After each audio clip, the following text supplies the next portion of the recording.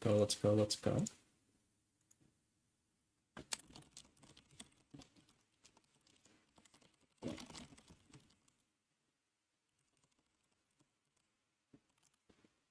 There's ads starting soon as well, so I will probably boot up the game and then we'll wait for the ads. We'll yap a little bit, wait for the ads to finish, and then I'll pop it open. We'll play. This is called Saint of Chains. Here, Saint of Chains. It's funny because the dev actually reached out to me. They're a brother duo, I think they said. And they emailed me. They were like, hey, we thought you might like our game or our demo, if you don't mind playing it. And I was like, yeah, sure, why not?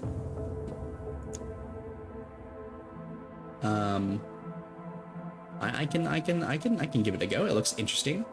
They said that it's kind of based on Silent Hill 3 as well as, let's see. Swap back over. There we go. Yeah, Silent Hill inspired, retro inspired project, Saint of Chains.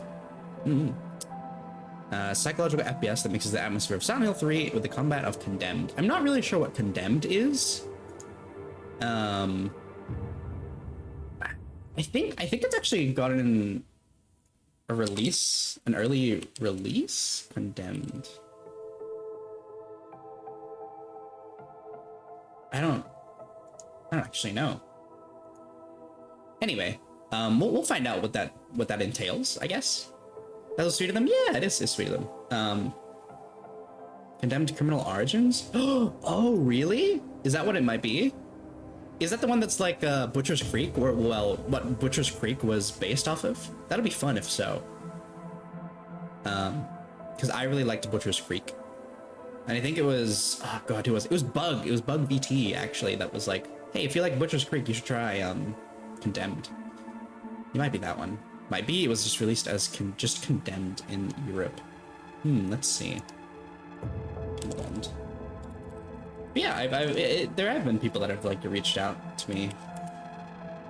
Oh yes, it is this one. Yeah, because this was the one that Bug told me to go try. Yeah. He reached out to me and I was like, yeah, sure, why not? It looks interesting. I double checked to make sure that there's no AI stuff, and I hope there isn't, and I hope they would disclose it. But it's kind of a shame that there have been games on stream that don't disclose that they use AI stuff.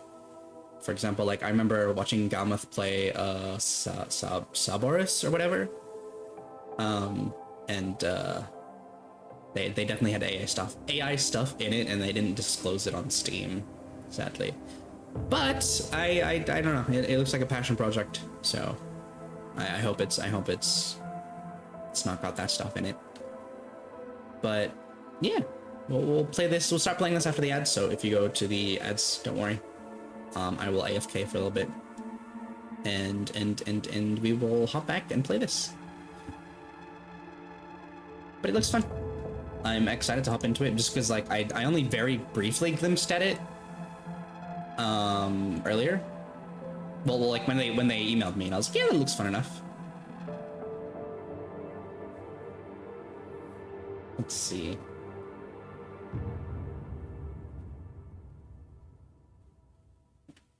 But yeah, please take care of yourself during the ad break. Don't worry, you won't miss anything. I will pause as usual, and I will see you guys after that.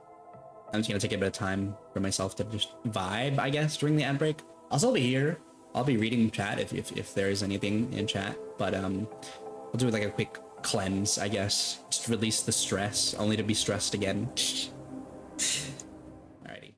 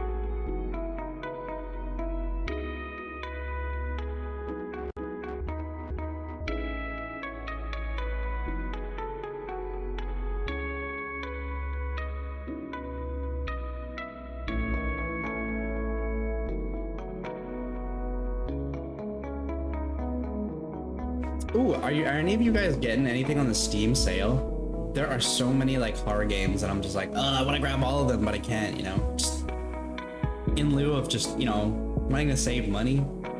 There's so much kind of stuff that I want to grab. And it's the kind of thing as well where I'm just like, oh man, I haven't like grabbed something in a long while. Just maybe just other games that aren't horror games. So then I've like slapped some other stuff in there. Like I really want to play Cyberpunk 2077. Well, I'm gonna play the base game too again, but I want to play the DLC on stream as well because I don't know, like Nebula has the techware feel to them, and I kind of wanted to do like an in-lore Nebula essentially version. It's like a nice little melee build of some kind with maybe, I don't know, melee with some hacking maybe, like because of just the casting kind of stuff that Nebula might do. But I really want to play Cyberpunk 2077 again, especially after like the big overhaul that they've done. I really do want to play it over again. Because it has been a while since I last played. I definitely played... I played a lot later into its timeline where pretty much they actually ironed everything out and the game felt, you know, not a buggy mess to play. So, yeah. It's just... there's so many things I want to grab. I need to, I don't know, maybe like dedicate a stream to being like, hey, what do you guys want to see? And asking Turnip to come on and call some stuff with me or something. Off stream even. But welcome back to the ads. Let's play some Saint of Change, shall we? Let's hop into the demo. This is the demo version, by the way. I wasn't given like a key or anything like that. My name is Ethan Hayes. I'm an investigative journalist. My job is to find the truth at any cost. But I never thought this story would come for me. The Covenant, a shadow group I was getting too close, took everything from me. My wife Sarah, my daughter Lily, they vanished from our home 2 weeks ago. The police have no leads, no suspects. They told me to wait. My partner Frank and I followed our own trail. The strange symbols they left behind, the whispers of an old, condemned apartment building by the docks.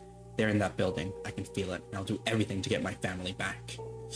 A lot of the games I mentioned are 40 to 50% off, so I'm interested in, but on the fence, granted I'm an absolute miser when it comes to games. Yeah, that's me too, because like, a lot of the games that I've been like, this Steam sale, I probably won't grab it, right? Maybe wait for like the Christmas sale, because things go a little bit more on sale around this time. But like, they're still the same kind of price, you know? Like, I've been waiting to buy like No Man's Sky, for example, and it's always been 35 bucks for me.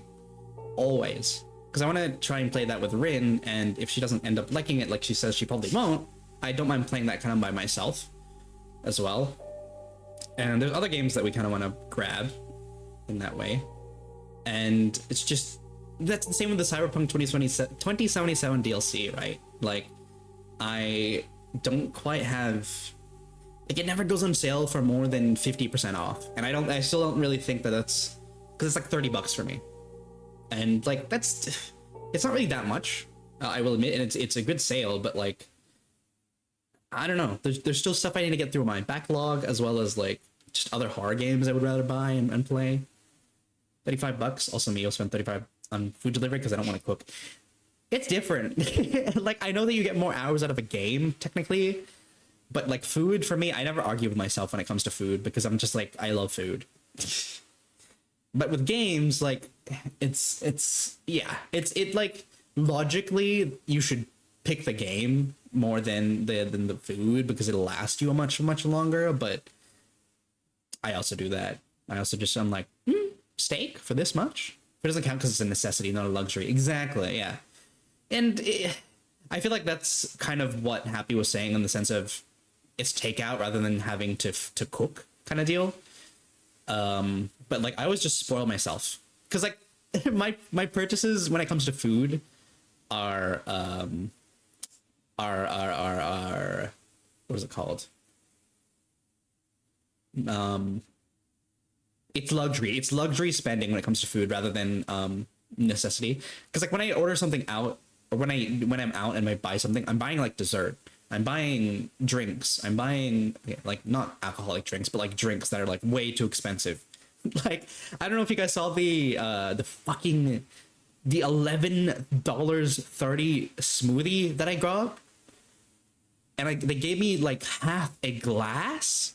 That was so fucked. It pissed me off so much yesterday.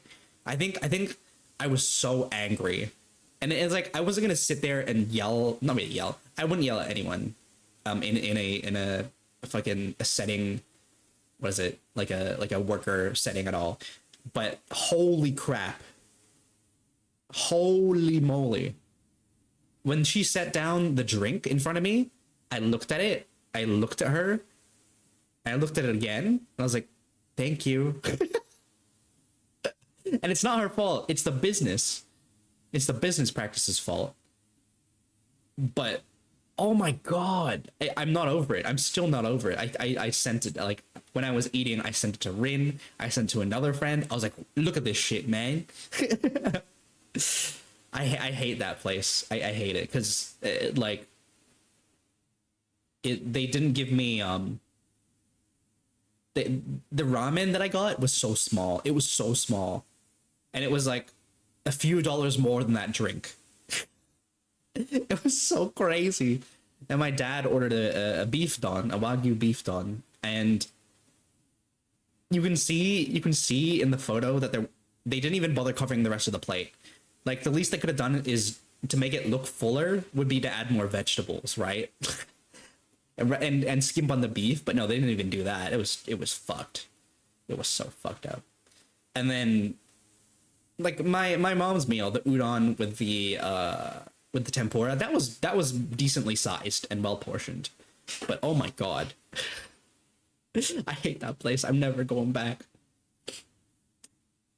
On a relevant note, many Log went offline and have saved so much money. That's good. I'm glad. It's just Uber Eats and all that. It's just so crazy how much you have to pay extra for food. Like, they upcharge you like $3 to $5 per item, as well as the delivery fee as well. And I want to make sure that they're paid properly, you know, the people that deliver this stuff. But oh my goodness, it is shot up in price because of demand, I assume. But like, oh, it is so expensive to get Menulog, Uber Eats, and whatnot. It's crazy. It's just unsustainable. Well, I'm sure it is on like an income, like a decent income. But like that, I feel like at that point you're basically paying for your meals. You're working to pay for your meals, and I know that that's true as well. But you can save a lot by cooking, kind of deal, and just having leftovers and meal prep and whatnot. Wait, smoothies are a scam at so many places. That's the thing. Whenever I go to like restaurants, I always, it's barely warm and it arrives. Ugh, yeah. I always order their special drinks, their quote unquote scam drinks, right? But they have the decency. They have the decency to give it to me in a glass, a tall glass, or like make it look like it's big, right? It was just plain false advertising. I was like, oh, I'm gonna get this in a glass, like a tall glass, you know? And like that's, I saw the price for $11.30. I want at least a $5 drink, you know? And I always get like the mocktails and whatnot at any place, or the smoothies, or their gimmick drinks, because I like doing that. And I know that I'm getting ripped off, but I like my fruity little drink, you know? But God, it was such a ripoff. Like, I know I'm already being ripped off when I buy that kind of stuff, but it was insane.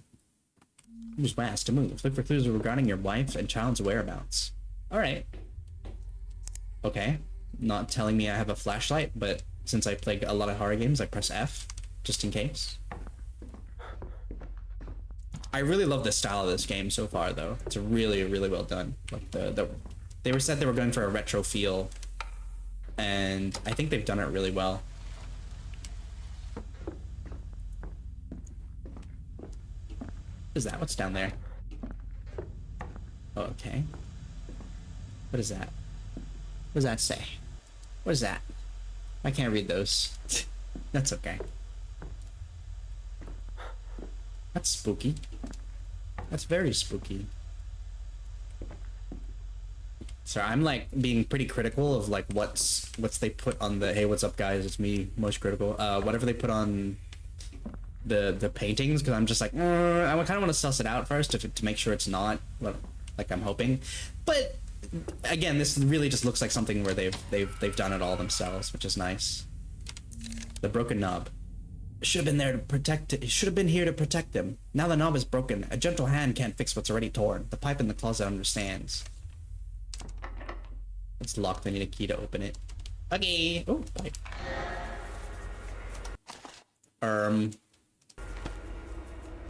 What is that? What is that? Is that Sylvester Stallone? Like in the thingies here? Might have been. I don't quite know. Alright, we've got like a stamina system. Okay. Interesting.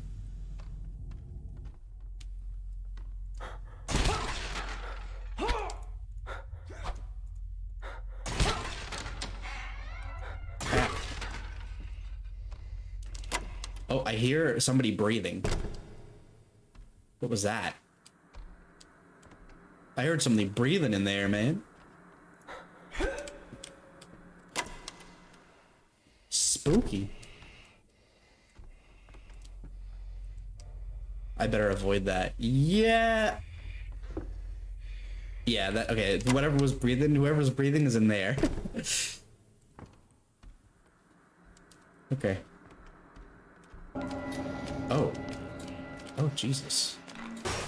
Pick that bolt cutter first piece. Alright. That's just me, I get excited around environment destruction. Fair, it's pretty good. You might like Battlefield 6, Rainbow Six Siege. What else is another game that lets you kind of like break a bunch of stuff? Use this to open the locker in apartment 13. Okay. I loved Bad Company 2. Oh yeah, I never played the Bad Company Battlefield games. I only ever played 3 and 3. But I really love 3. I spent hours on that when I was younger.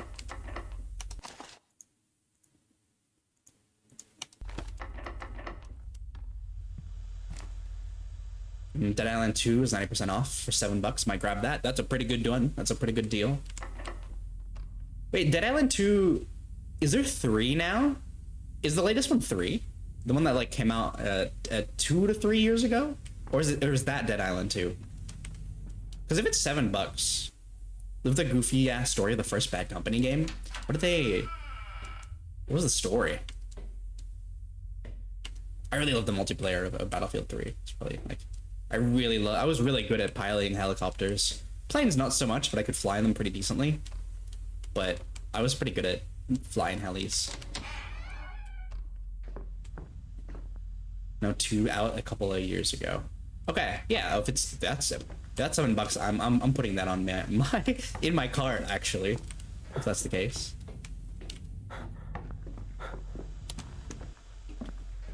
Loved Bad Company 2. Hell yeah. Alright. Well, I really thought that this was the key for this. Oh, okay, I had to use it. Okay. Combine the bolt cutter piece in the inventory, use the bolt cutter to break the chain and the door in the hallway. Okay. Combine these two. Really neat looking inventory system. I really like when they make UI look, you know, very on theme. It's neat.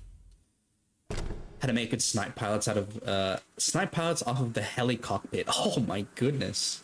Hell yeah. Oh, I need to actually use it. Alright. Frank, I'm in. Oh, Frank! Ethan? Thank God. Yeah, I'm here. What do you see? Frank, this place, it's not right. It feels wrong. The symbols they were using, they're everywhere. Okay. Just breathe. Now, look for any signs of Sarah and Lily, and be cautious.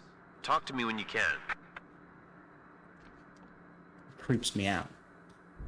There's gold in them there hills, the soldier shouts, firing a shotgun into the air as he charges across the border into a neutral country. I see. I remember the Battlefield 3, I remember a scene in that being pretty brutal. like they kidnapped somebody or like they're a prisoner of war, and like they made them film like his like last words before he died and stuff. It's kind of nuts. Maybe send some backup, eh? Yeah. This place is, oh, that's... Oh, Jesus. That's freaky. Nice. Nicely done. I'm already on edge, man. I'm wondering what the first jump scare is gonna be, what the first enemy is gonna be, because I am armed already. But if you guys didn't watch me play or haven't tried Butcher's Creek yourself, that was a really, really fun game. And I quite like that combat, so I assume it's going to be quite like this. This is going to be quite like that. If what's it called? How'd you get that up there? If they're saying it's both Silent Hill inspired as well as the Condemned thingy inspired. He stapled his eyes open so the boss would notice. Coffee burned his stomach, but he said he felt alive. He worked until the ticking stopped. Deadlines will end when I do, he said, as days blurred into nights. Alright. I wonder if we'll need that in any way. Spacebar to jump. Yeah. Lucky.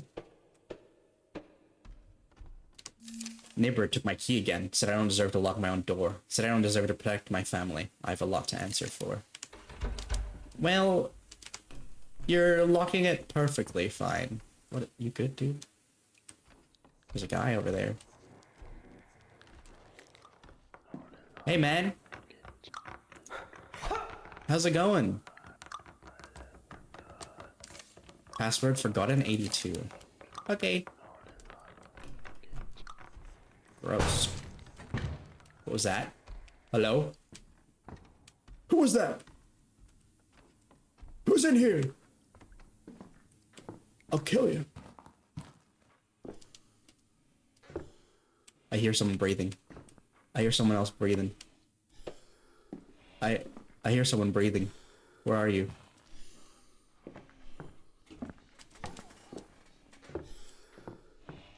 That's freaky. It sounds like they're in the room.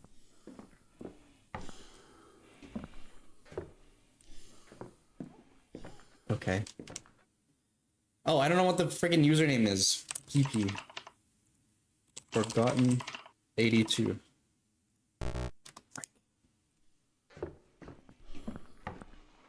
That was the password, right? No caps or anything like that? Uh-oh, the guy isn't there anymore. Oh no, it's caps lock forgotten 82. What was that?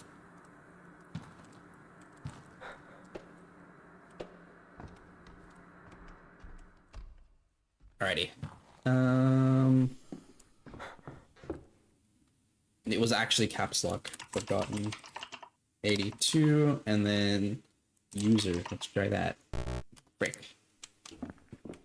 Anything in here that's gonna tell me the username? Oh, Nix. Nix. Forgotten. Nope, sorry, my bad. I fucked it up. 82. The woman, a mind torn. Her rage is a locked room, but the walls will be shattered. From the rot vengeance of 1,000 flies will be born. I thought this had files. I was like, what? The child, a quiet key. Innocence destined to fuel the foundation and anoint the Black King. And the meddler who follows and pries at the locks. His lungs will fill with a swarm of gloom. His legs will bend under an unholy gaze. His mind shall melt away. Melts like it never was. Gift for a prince of envy. Interesting. So I'm guessing he's talking about them here. I can't quite do anything in this place? No.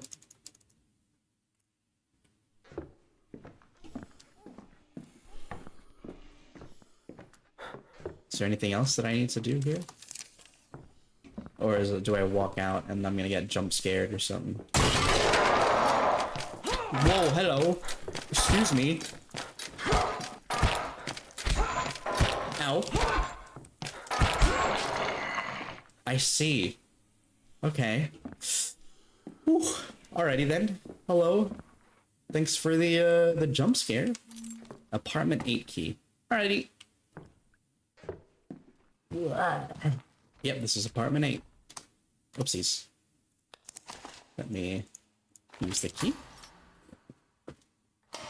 The melee range is not something I quite expect. Can't get it off. The ink. Hello? Ma'am? They said the seep would wash away, Ooh, but it didn't. cutscenes. It shone like a beacon of silent gloom, and the bad insects erased my name. Oh, see ya. Bye. All right.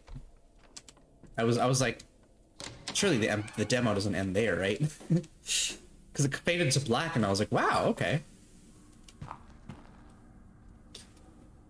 Battlefield Bad Company 1 campaign.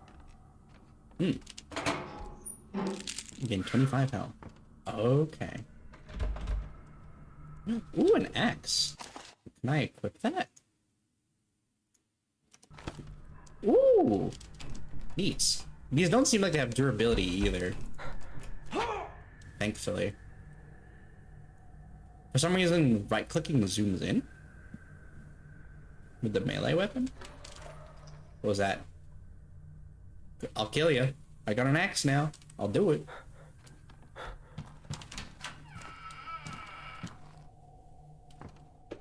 Okay. There's nothing here. Do I need to actually cut something down? Oh, wow. You can axe like doors down and stuff. That's neat. I really like that. Let me see if I can do it to like every door. Oh. I kind of wish it was a little bit more obvious with what doors we could do that to. Because I just kind of wanted to try that. So if I had tried it on these other two doors, I wouldn't have thought I could do that. So I think I'm making it a little bit more obvious, unless I just really didn't see what the difference was. Maybe it would be a bit better there. Safe in the apartment. To open the scar, a trinity of guilt. The first, a number of 12 the calendar weeps for. The second is the count of the little burning towers. 2. The last is the hour the screaming stopped. Inside the scar lies vengeance. Okay. What did it say about... Here, documents. Okay. Happy birthday! It's Ogre Daddy's birthday again. Everybody say happy birthday. July. Oh, I get it. Happy birthday. Yeah. Count of the little burning towers, last is the hour the screaming stopped. Okay, so 1, 2, 3, 4. So it's 7. 4. Where's the clock? Is there a clock or like a time anywhere? Happy birthday! Merry birthmas! Thank you! Thank you, everyone. But you should be directing that all at Ogre Daddy. Where's the last... Where's the clock?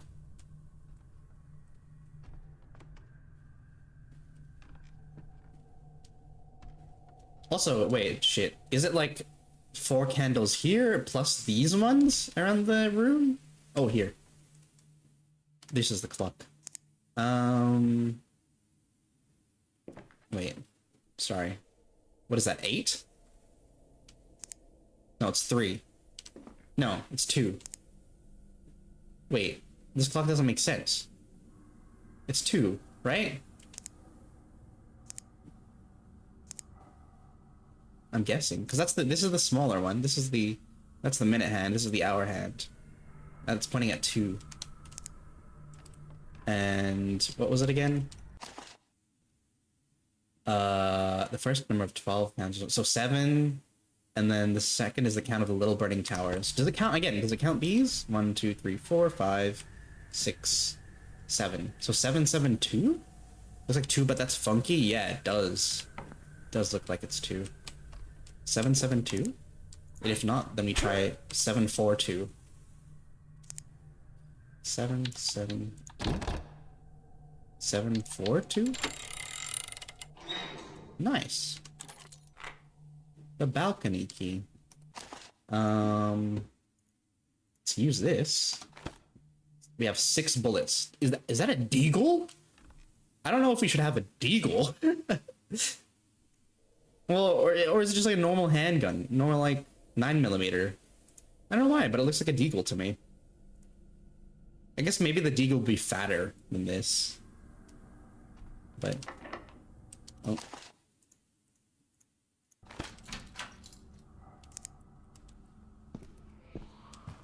What was that? Proceed with your search. Looks like a deagle but scaled down, right? Oh my god, it's just pitch black out there. That's creepy.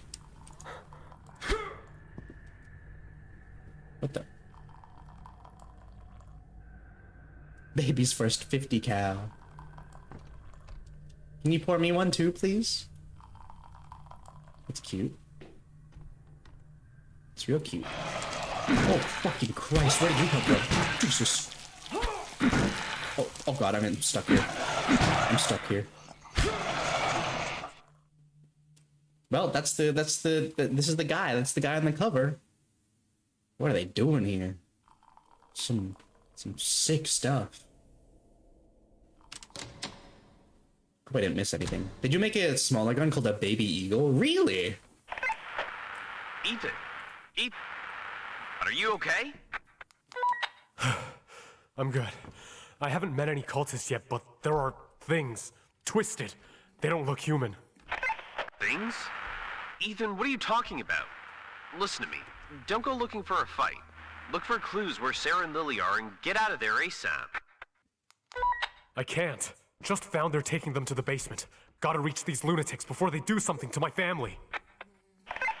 The basement? Ethan, no, it could be a trap. Listen to me. We need to rethink the plan. Ooh, okay. Alright, I won't budge. That's nice. Can I chop it? Okay. Again, I didn't really see what the difference from that other door was. I kind of just tried it on a whim. But that's probably my fault. Jump and crouch in midair to climb the vent. Oh wow, they want you to crouch jump in this? Crazy.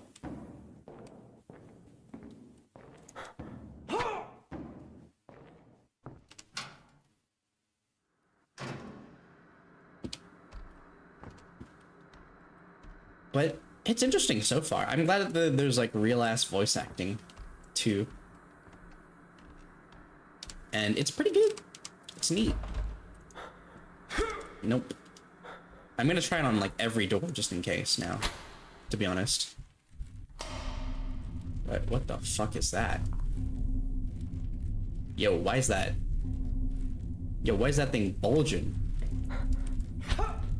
It's breathing. Oh.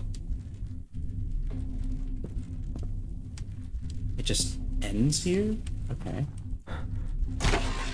Oh, great. Hold on. I'm gonna explore a little bit more. I'm gonna do a little bit of exploring first. Before we quite go over there. Never mind. I think that's where we are meant to go. Oh, hey, that's where we were initially. We got the key from over there. From the guy's, like, body. And actually, nope, that's where we're meant to go. Alright. I guess we're gonna go to the Silent Hill part of the game. The Hell World. Alright, let's go. Great.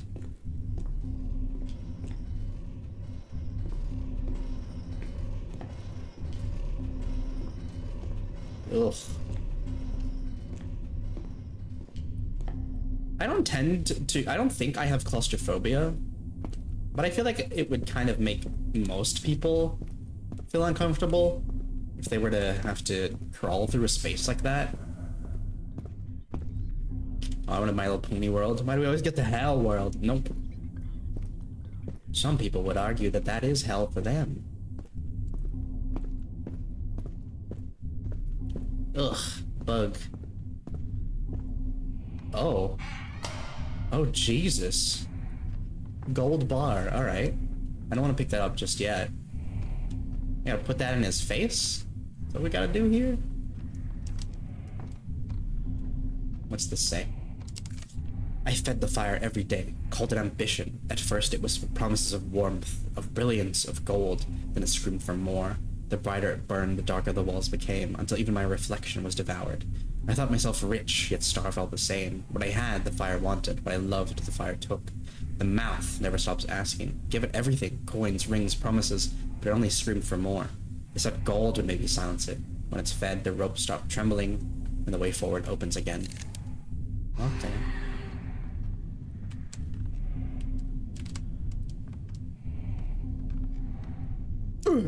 Oh, sorry, my bad. I didn't really know what the arc was like.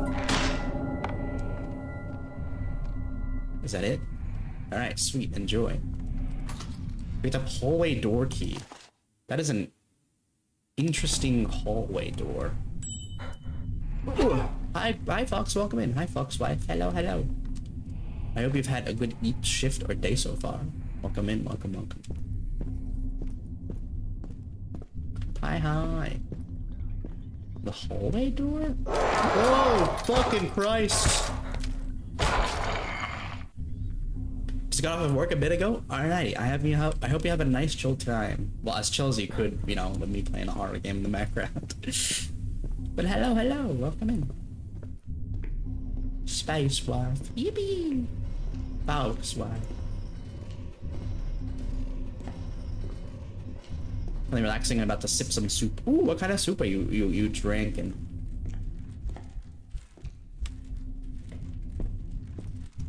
And do I need to put this here? Hallway door key. Hallway door. Oh, here. Okay. I didn't see this initially. Fairly simple, straightforward so far of what I need to do. Some more ammo. Oh, it is a deagle. Oh my god. Jesus. It holds 11 bullets. Oh my goodness. Lasagna soup with a cheesy croissant roll I got from work. Ooh, nice. Really, lasagna soup. Huh. I guess it's more saucy than soupy, right? Soupy is pretty rough of an idea. Yeah. I hope you enjoy it. Especially with the roll as well. Oh, hi. Oh, great. Mannequins. You gotta love them. That's great. Oh, and we're in the meat room again. Yep, it's breathing. That is living tissue or whatever. Don't talk to me. Don't touch me. Hello. Hello. Yeah, kind of like tomato soup. Yeah, that makes sense. God, lasagna. That's awesome. Maybe I'll cook it one day, but I would rather have bolognese at that point. Kind of deal. Cool. 19 hallway key. Neat. They even took my family photos. That's Sarah and Lily. It's fucked up. They keep them here? When we tried the rolls, I imagine it having a tomato soup, like a grilled cheese. Oh, I've never made tomato soup. I despite everything, despite my name being meat soup, I have not made much in the way of soup.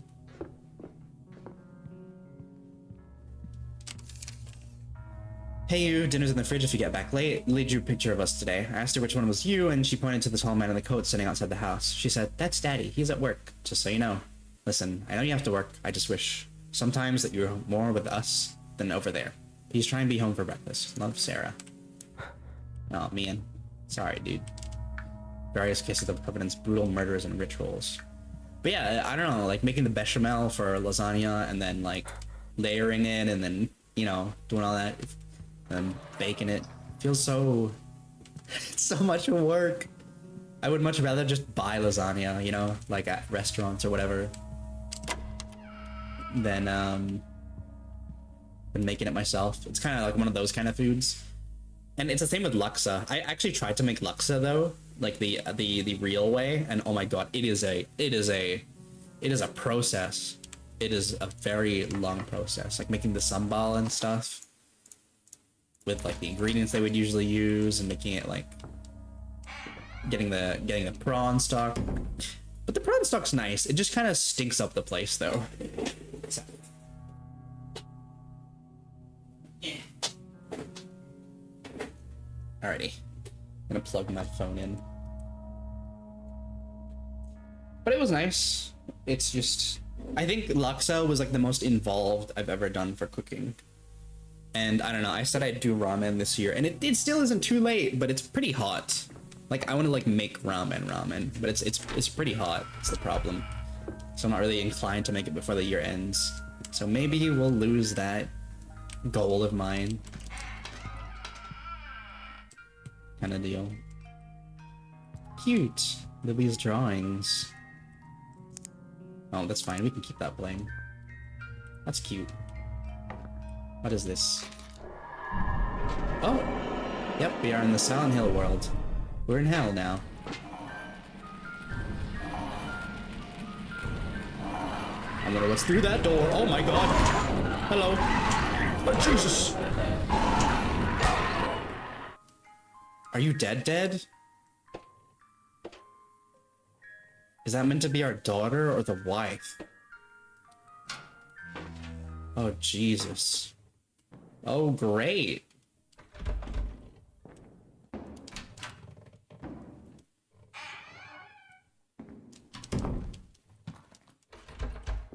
Okay.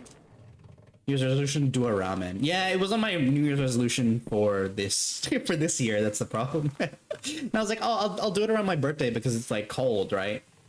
Around my birthday, July-ish. It's winter. And I didn't end up doing it. Hello. Hi. I really do think they've done well with the making it retro field, and also, you know, very, very inspired by Silent Hill. It's really neat. My journalism awards and certificates are here. Okay. Same thing. Interesting. I wonder why this is happening to this guy then. Because it is very Silent Hill in the sense of like he's probably going through his own...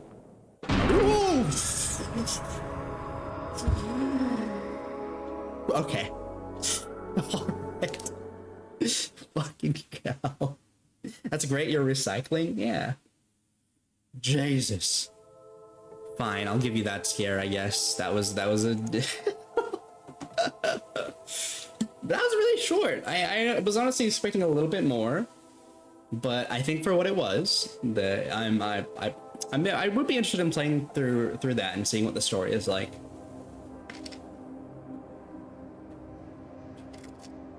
It was solid. I don't think the combat... I don't really have much to say about the combat because it feels very simple. It's just kind of like a move hit, or and then like, you know, you'll find health along the way. I think it's wanting a little bit more in that regard. It doesn't feel like it's going to be too fun to fight enemies, kind of deal. I think the appeal of stuff like Condemned was that it was first person, yeah, but like that it had some other mechanics to it, like knocking the enemies back and they would react to it and stuff like that. While that one, it kind of just felt like an enemy will come out, you'll hit it, it'll hit you, you'll hit the enemy, and then, you know, it feels a bit too... It feels like it won't be able to innovate, or there isn't really that much mechanics in that regard. Yeah, they would give you a bunch of weapons, but nothing to fight. Yeah. I never fired the gun as well, interestingly enough. But yeah, it was a lot shorter than I was expecting it to be. I do have other stuff that's lined up. Do not worry. Baby eagle versus desert eagle. Oh, interesting. Yeah, it definitely felt like the deagle itself. But yeah, I'd still like, story-wise, pretty interesting. I really like the little cutscenes. I liked that you could break stuff. It was neat. But again, I feel like if you're gonna make enemies pop out and you have to fight them, if it's definitely inspired by, again, I haven't really seen what Condemned is like, but it just feels like a very basic FPS, like first person combat kind of deal. As simple as just like you can hit things, they won't necessarily react, or they'll be knocked back a little bit. But like Butcher's Creek, I know, because I'm relating it to Butcher's Creek because I've heard that it's quite like Condemned, but you can like kick things into the enemies. You can, I know that it's not meant to be a beat 'em up in any way, but like you can interact with the environment to make the enemy like get hurt or get knocked back, and you have all these different weapons that you can fight with and whatnot. I think that it's just quite lacking in that regard. It's atmospherically and visually very well done. I quite like how it looks, and it is very creepy. It is neat. It's very spooky, but I do think it'll be a bit lacking if there's nothing else to do apart from, you know, click left, click. Enemy hit you, you hit enemy kind of deal. And I feel like at this point it would be a little bit better as like a walking sim. But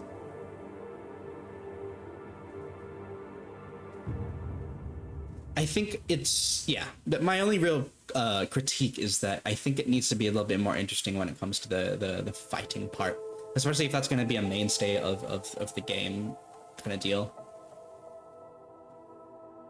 But other than that, yeah, solid. I wanted to play one more thing, and hopefully this doesn't take too long, so we can play another thing. But let me see if I can get it downloaded. Oh wow, I haven't even got it downloaded, but it's pretty small, so it's all right. But yeah, that's pretty much all I have to say about it. I think I said a lot of it already during stream. The puzzles were pretty, you know, neat. It feels very linear, but I'm not... That's not really something I complain about too much. As long as you give me like little bits to look around in as well. Like most games are pretty linear and railroady, especially walking sims. But I think they want to tell a story with it, and it looks interesting enough, but I really hope it's just not a rehash of like Silent Hill, you know? Of just like, oh, he did something horrible and he wasn't there for his family. I hope it's not that simple, you know? I hope that he's in here for some kind of reason, or rather than just like fighting his psyche, I guess. I'm just like, oh man, I wasn't there for my kids and my wife kind of deal. I hope that it's a little bit more than just that. But yeah, we're gonna be playing Spiderland in this one. I do not know what this is. Spiderland. I don't know if this is exactly what this is, but it's just literally Spider Space Land. There's a spider haunting these hills. Okay. Alrighty. I really don't know what this is going to be about or what it is. I just know that it's a horror game. It was free and I downloaded it. So I've been meaning to play it for a while. Let me capture it. There we go. Again, I don't really know what this is going to be about. I think it's a horror game, and it does say that there's a spider haunting this land. That's all it says in the Steam thingy. And I didn't really want to look into it too much, so that I kind of play it all raw dog. Let's see. Let's open up the game. You guys should be able to hear it now. It's got some droning going on in the background and whatnot. Let's turn this down a little bit. And I think that should be everything. There's not really much to think about. Get my favorite bell, find me on the World Wide Web, the blue sky and stuff. I was an Australian. Do your worst. Yeah, exactly. And if I have time after this, I kind of want to play another, not really slop, but like, I kind of want to play another spider-based horror game after this. It's literally just called Huntsman. It's just the demo for Huntsman. So we'll see how this plays out. So what's in Canadian? Spiders are real? No, don't worry about it. That's why there's games about them, because they're not real. Life after wartime. Whoa. Interesting.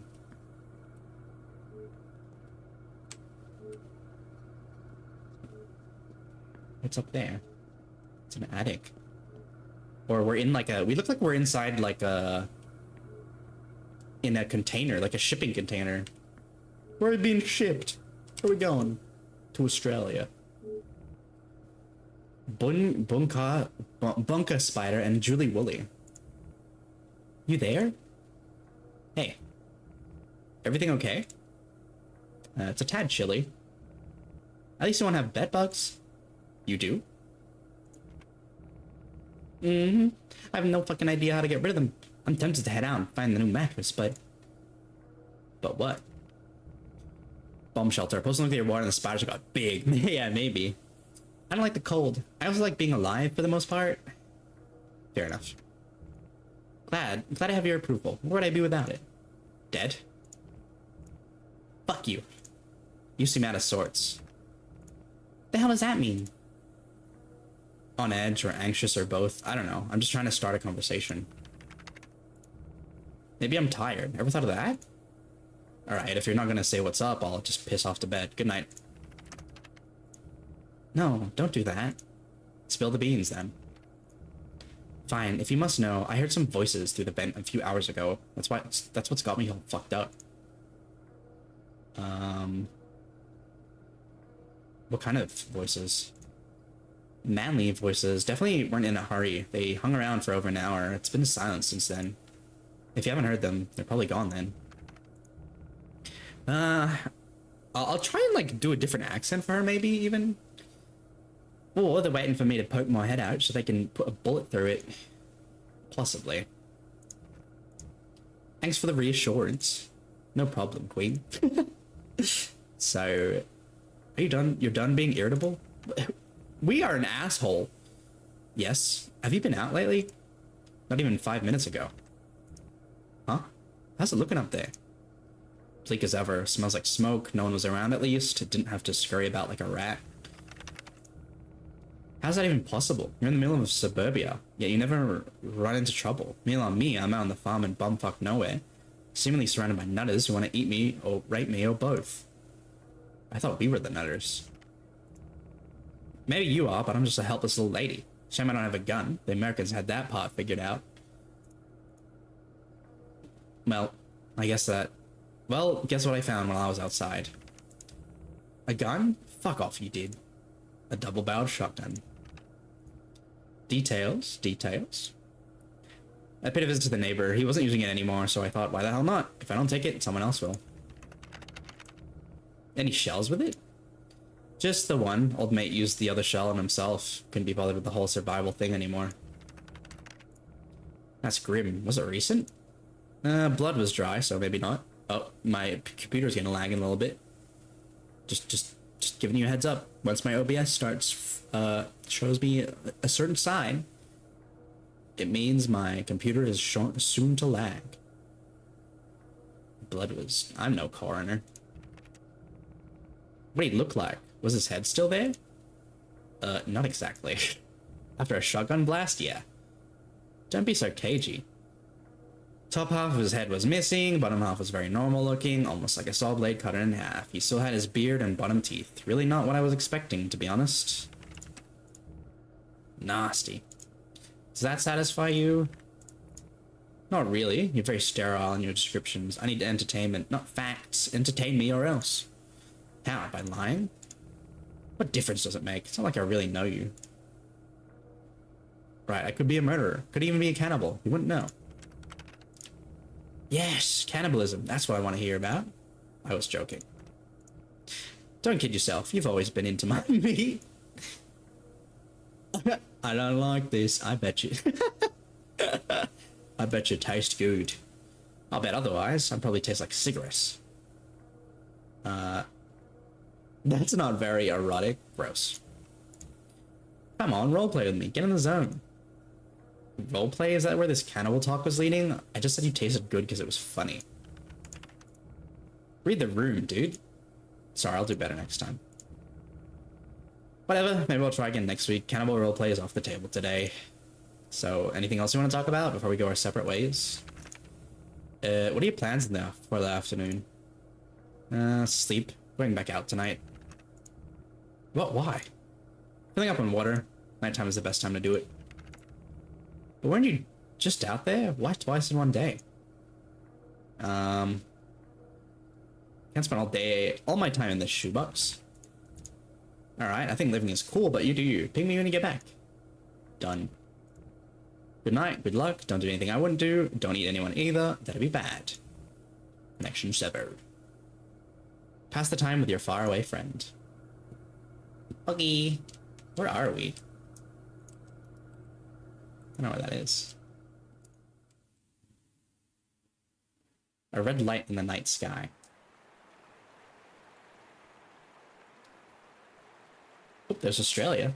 Sort of in the middle there. Meow. I don't know why it's in the dead center of the world. The one part of it, anyway. Take backpack plus gun. Okay. Are we going out, too? Are we going through here? Leave. Alright. This game looks really nice. Huh. I was really expecting it to kind of just take place a lot more on the computer, more than anything. Oh. Radio tower, Sylvan Reservoir, my local. The water might taste funny, but water is water. Alright. In transit. Oh, okay. Yeah, interesting. The happenings. After an hour of skulking through the singed bushes, you step into a clearing. 200 meters ahead is the wall of the Sylvan Reservoir. It's nothing impressive, just a pile of rocks. Very useful pile of rocks, I suppose. To the right of the wall is a dirt track leading up to the water. It doesn't seem like there's anyone around, although it wouldn't be very hard to hide from view. Darkness and bush are a deadly combination. Survey the scene. At the base of the wall is the site of a former playground. Someone stripped it for all it was worth. Not even the swing set was safe. All that's left are the concrete supports and some rotten sleepers marking the perimeter. The whole thing makes you a tiny bit sad. Beside it is a car park with similarly derelict cars littering the parking spaces. Things seems to have changed from the last time we were here. The car on the far right looks almost recoverable. Maybe worth a look one of these days. No, not worth the time. Where'd I even drive it? Off a cliff. Head up to the water. You slink back into the tree line and head off toward the track. You doubt there's anyone around, but most people with a lick of sense know better than to loiter in the open air. Right, there's ads playing in 5 minutes. If you guys need to take care of yourselves during that, please do. I will pause, no worries, or like just chill where we are. It's hard work pushing through the brush. Fallen branches as big as houses block your way at every opportunity. Jesus, really? Those are big branches. The shotgun slung over your shoulder doesn't help either. During moments like these, you'd kill for a pair of good gloves. Would I? With good enough reason, like gloves. Finally, you reach the track. Typically, you'd avoid the beaten path, but this one is concealed enough for the time being. Nothing like an evening walk through the bush. Shame about all the dead trees. At least some of them aren't growing back. So many green shoots. The gradient isn't particularly challenging. A few minutes of leisurely strolling and you made it to the top. You peek out of the trees and find another clearing. There's a picnic table and a communal barbecue area surrounded on all sides by yellow grass. The gravel road runs along the ridge on the dam toward the spillway. You turn to your right and see walk parallel to the tree line. This trajectory eventually leads you to an embankment from which you can slide down to the water.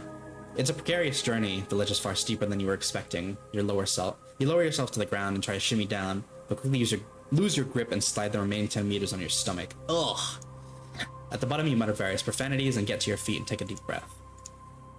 Nothing broken, nothing bleeding, I'm fine. Grab the water bottle from check your surroundings. There's very little to see. Behind you is a dense bushland swaying violently in the wind. 100 meters to your left is the dam wall. You squint your eyes and peer across the reservoir, the opposite bank, but it's too dark to make anything out. Anyone with ill intentions would have done the deed already if they knew I was here. At your feet is the exposed lake bed. Not even 2 months ago this would have been submerged. Funny how quickly things can turn south. You slide the camel bag off your back and open the zipper. Peering in, you see your 2-liter bottle and your trusty steak knife. Rolled up bandage and a packet of Fisherman's Friend, for special occasions only. You grab the bottle and twist the cap off, then lean down and hold the neck halfway into the water. There's probably some unsavory substance floating around, but you can't do a thing about that. Even the rain is contaminated nowadays. There's no use being picky. In this moment of relative peace, you take a second to listen to the surrounding world. It's windy, just windy. Not even the call of Kookaburra could surmount that evil gale. Also, we're in Australia. All right, fair enough. Well, are kookaburras native to Australia only? Fisherman's Friends, is that the cough lozenge? I think so. I don't know if kookaburras are completely just native to Australia. Usually you only hear about them in Australia, so I'm guessing. Kind of think of it, I haven't heard of a kookaburra since before the bombs fell. Maybe they're all dead. Maybe they flew someplace better. Assuming that such a place exists, I hope it does. And also, not much reason to be alive if this is as good as it gets. Tasmania might be better. Shame about the Bass Strait. Another ice age would have been helpful. Okay, so we are in Australia. Okay. You twist the cap on the bottle and shove it into your bag and turn toward the embankment. Looking up, there's a person leaning over the edge, peering down at you. Ugh. They're wearing a bandana and a scarf. All of the details are obfuscated by the darkness. You freeze, unsure of how to react. Oh, God. You want something? There's a brief period of silence as you stare at one another. Finally, they reply. Do you have food? It's a voice of a girl. Couldn't be older than 12. Oh. No. I don't. Are you with anyone else? No, I'm looking for food. Kookaburras seem to only exist in Australia and New Guinea. Okay. You have none. Like I said, I can't help you. What's in your bag? You have those mints. They're not much, but maybe they'll convince her to leave you alone.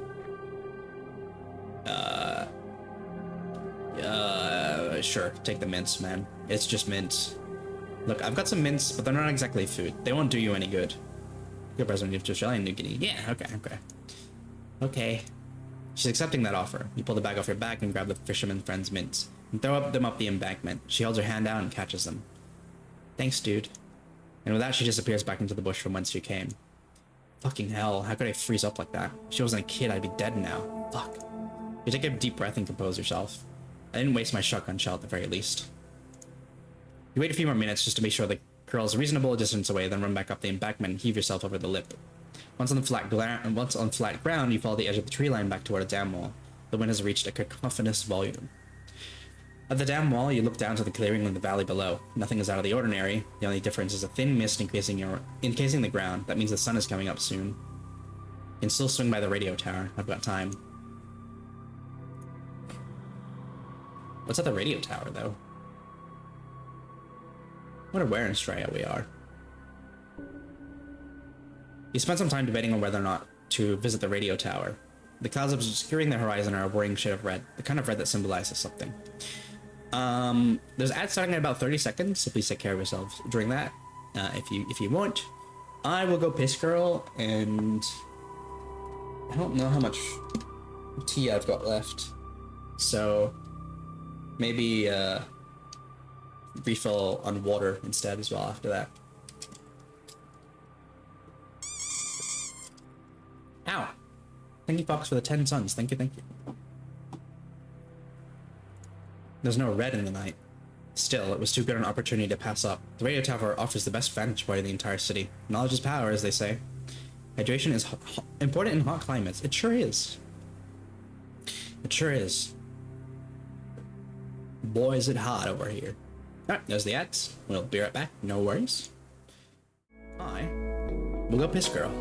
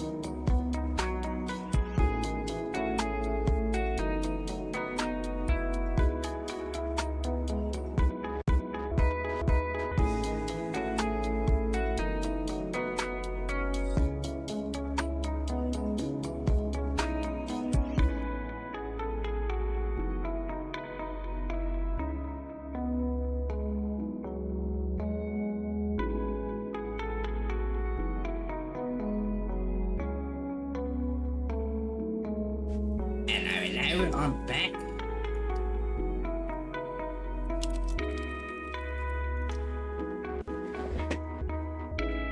Yippee!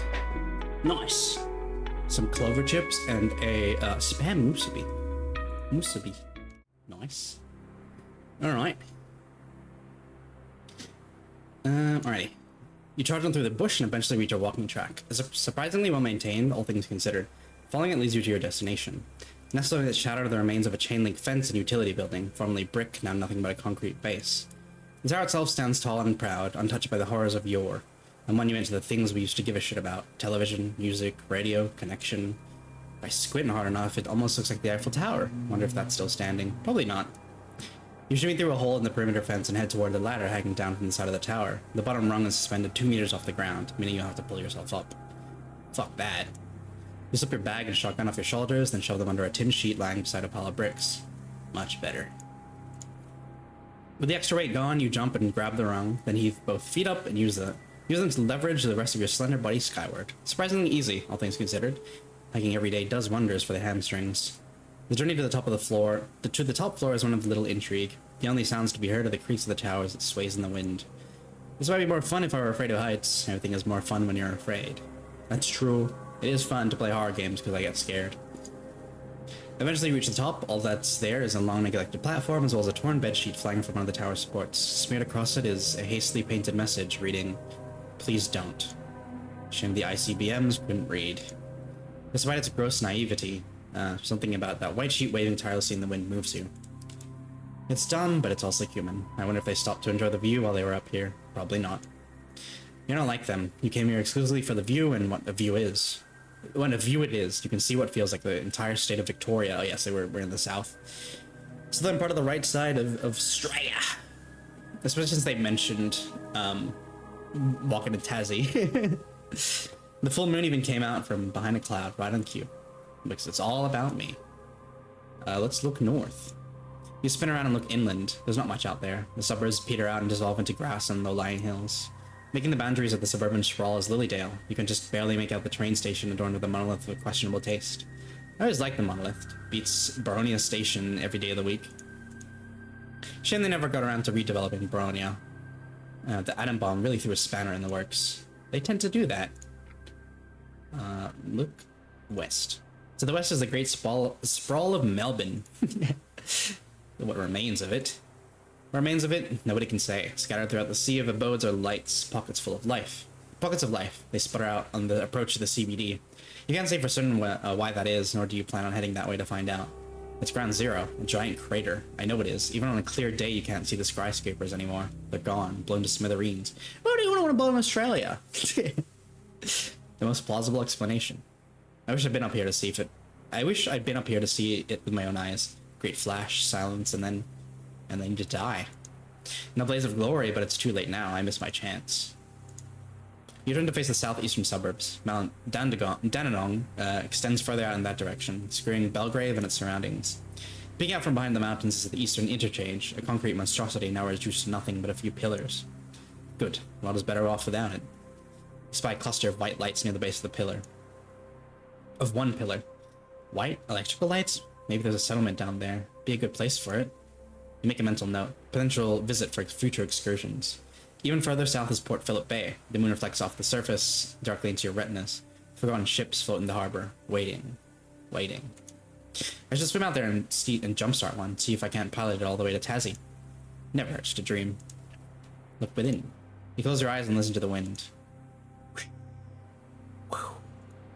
It sounds alive. It feels alive. Because it is. The colossal gust, always moving, always morphing. The most complex system on this planet. Forever unpredictable. If that isn't alive, nothing is. Such eloquence, you allow yourself a subtle grin. All I need is me and my thoughts. The rest is just a sideshow. The wind dies down. You take a seat on the perforated platform, your legs dangling off the edge toward the charred hellscape below, and the doubt creeps in. Maybe I need one more person. Not a friend, but a companion. Someone that'd make me warm. Truly? She's far away, faceless, just text on a screen. She could be gone tomorrow and I wouldn't feel a thing. Then who? God only knows. They're probably a pile of ashes right now, or a corpse in the bathtub, or hanging from a tree. The pickings have gotten very, very slim. A sinking feeling materializes deep inside. You don't like these thoughts. They take you places only the weak go. I mustn't yearn, not out in the open, not anywhere. On your feet, soldier. You've seen enough. You shovel back to the ladder and then clamber down to the ground. That was therapeutic. No time to linger. Next stop, Sylvan Reservoir. Again?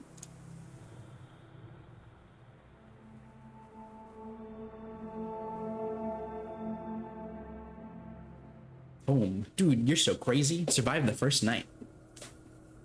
Game 7.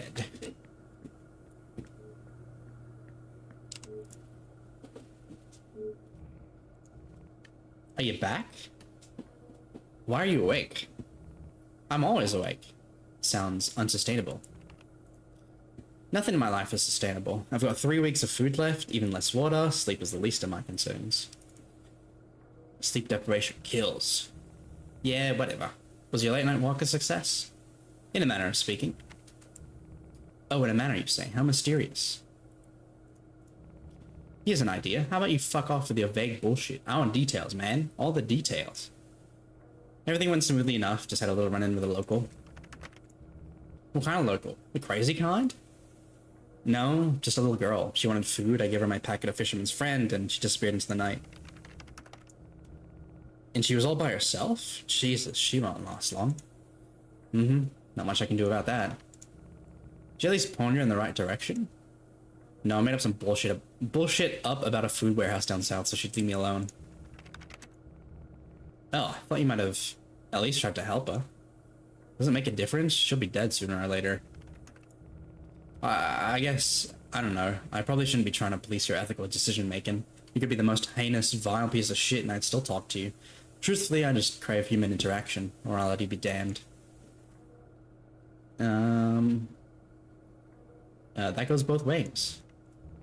Good to know this is a mutually beneficial relationship. Long-distance relationship, that is. Are we calling this a relationship? What? You can tell me all your friends you found a... What? You can tell all your friends you found a girlfriend on the computer. You're in a sarcastic mood this morning. Yeah, probably the sleep deprivation. I'm so fucked up. Go to sleep then.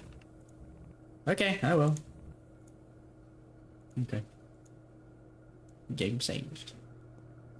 We even? Is there anything we can do in here? That's a lot of food, man. We are set. To do sleep. Eeper time. Just give me a reason. What the hell? Why are there police alarms? Police? Ambulance even, maybe?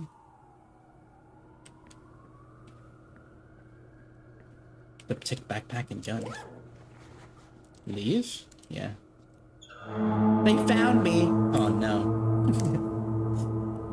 What is this? Trig Point Quarry. I've never was here. I've seen dirt track leading up to the gate. Mystery. Baronia, home to the ugliest train station. Victoria, also my favorite.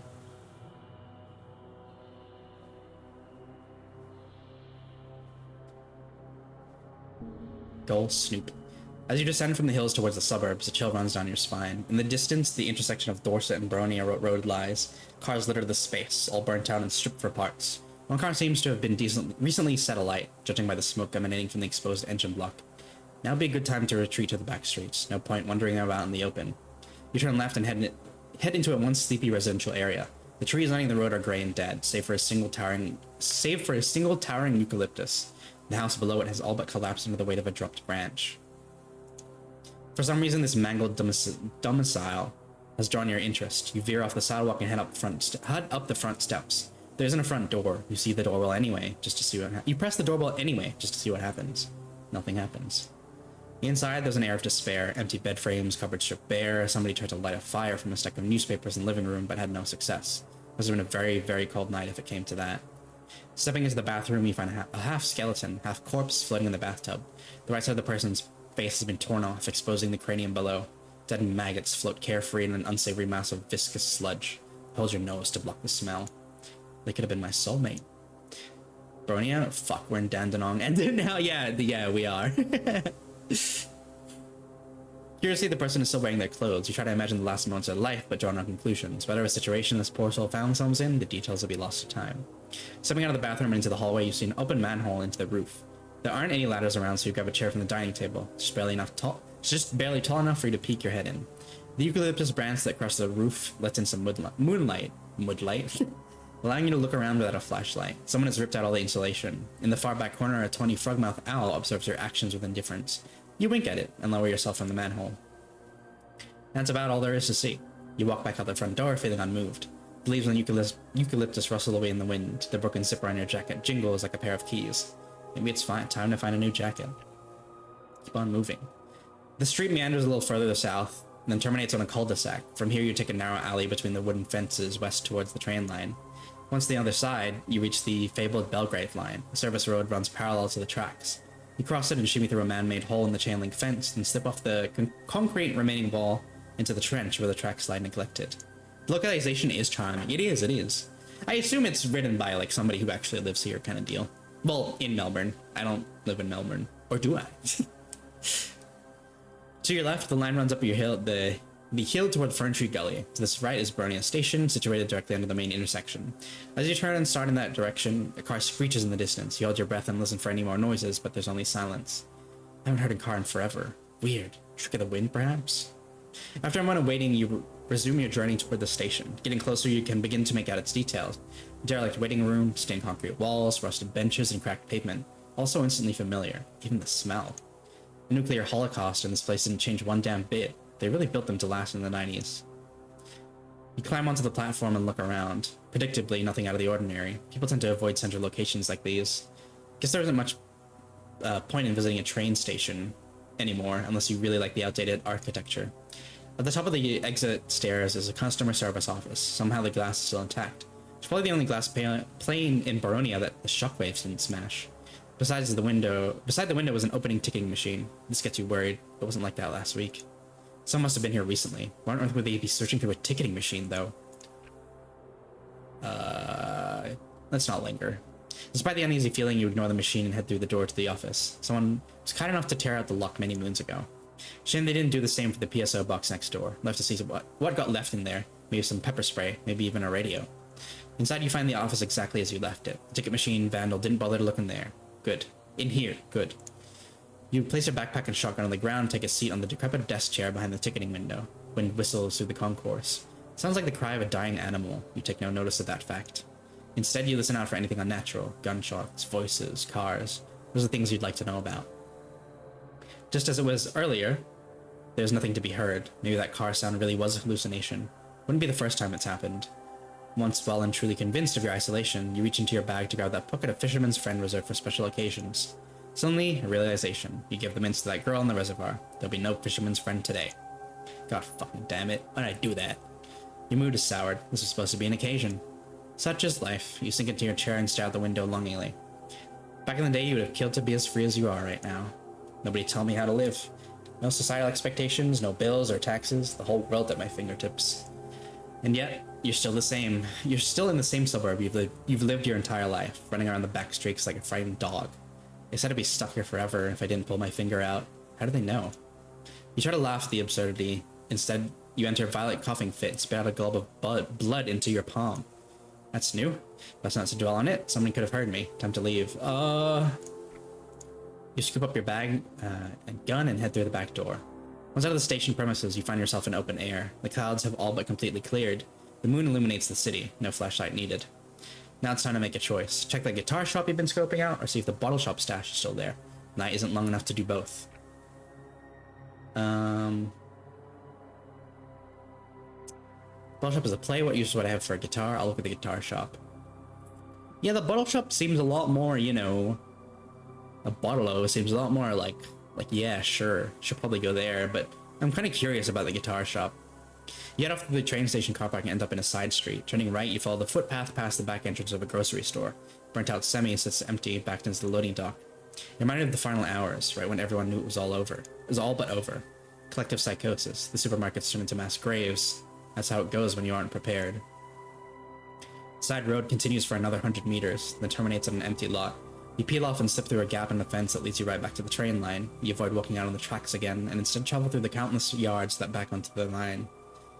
Yards? What do you mean, yards? It's a good thing the bombs knocked over or burn out most of the fences. It was never one for vaulting. A half hour passes. You keep the train line to your right the entire time, occasionally stopping to search a shed or a dog kennel. None of them turn up anything of worth, save for a half-empty bottle of Coke. You hazard a sip and regret it immediately. Whatever was in that bottle, it definitely wasn't Coke. Ugh. You toss it into the train tracks and continue on your merry way. Gross, dude! As you near the suburb of Bayswater, the houses backing onto the train line turn into industrial warehouses. That's your cue to hang a right across the street tracks and retreat into the back streets. Ew! Ew indeed. The guitar store is a few hundred meters up from you, in one of those cookie-cutter concrete warehouses with a little office out in front. When you approach, you spy two people walking in your direction. Oh shit, did they see me? You freeze, unsure of how to react. Hide. You leap off the road and duck behind a stack of pallets left by the footpath. Peeking through the gaps, you watch the two figures get closer and closer. Sorry. Something got stuck in my throat. Eventually you make out their faces. Two men, both about a foot taller than you, kitted out in blue and white. North Melbourne colors. They don't seem to have a gun. Hey, come out, dude. We're friendly. Fuck. You sigh and step out from behind the pallets. The two men... When you have to say we're friendly, that's how you know not to trust them. If I watched enough Stimpy... Another Aussie fucking fella. You sigh and step out from behind the pallets. The two men stand idly by in the middle of the road. You grab your shotgun and hold it pointed to the ground. Careful with that gun, buddy. We're chill.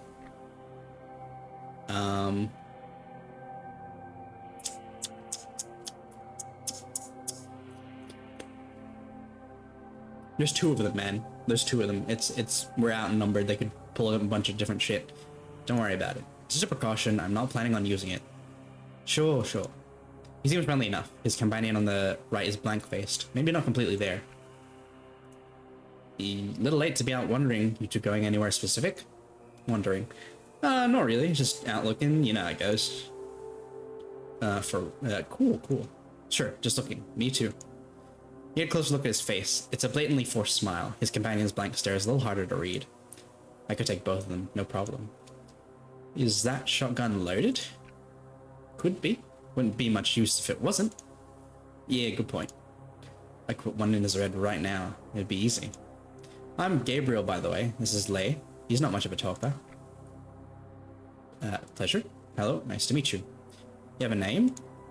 Names? What the fuck is this dude's deal? Cannibals calling it? Okay, alright.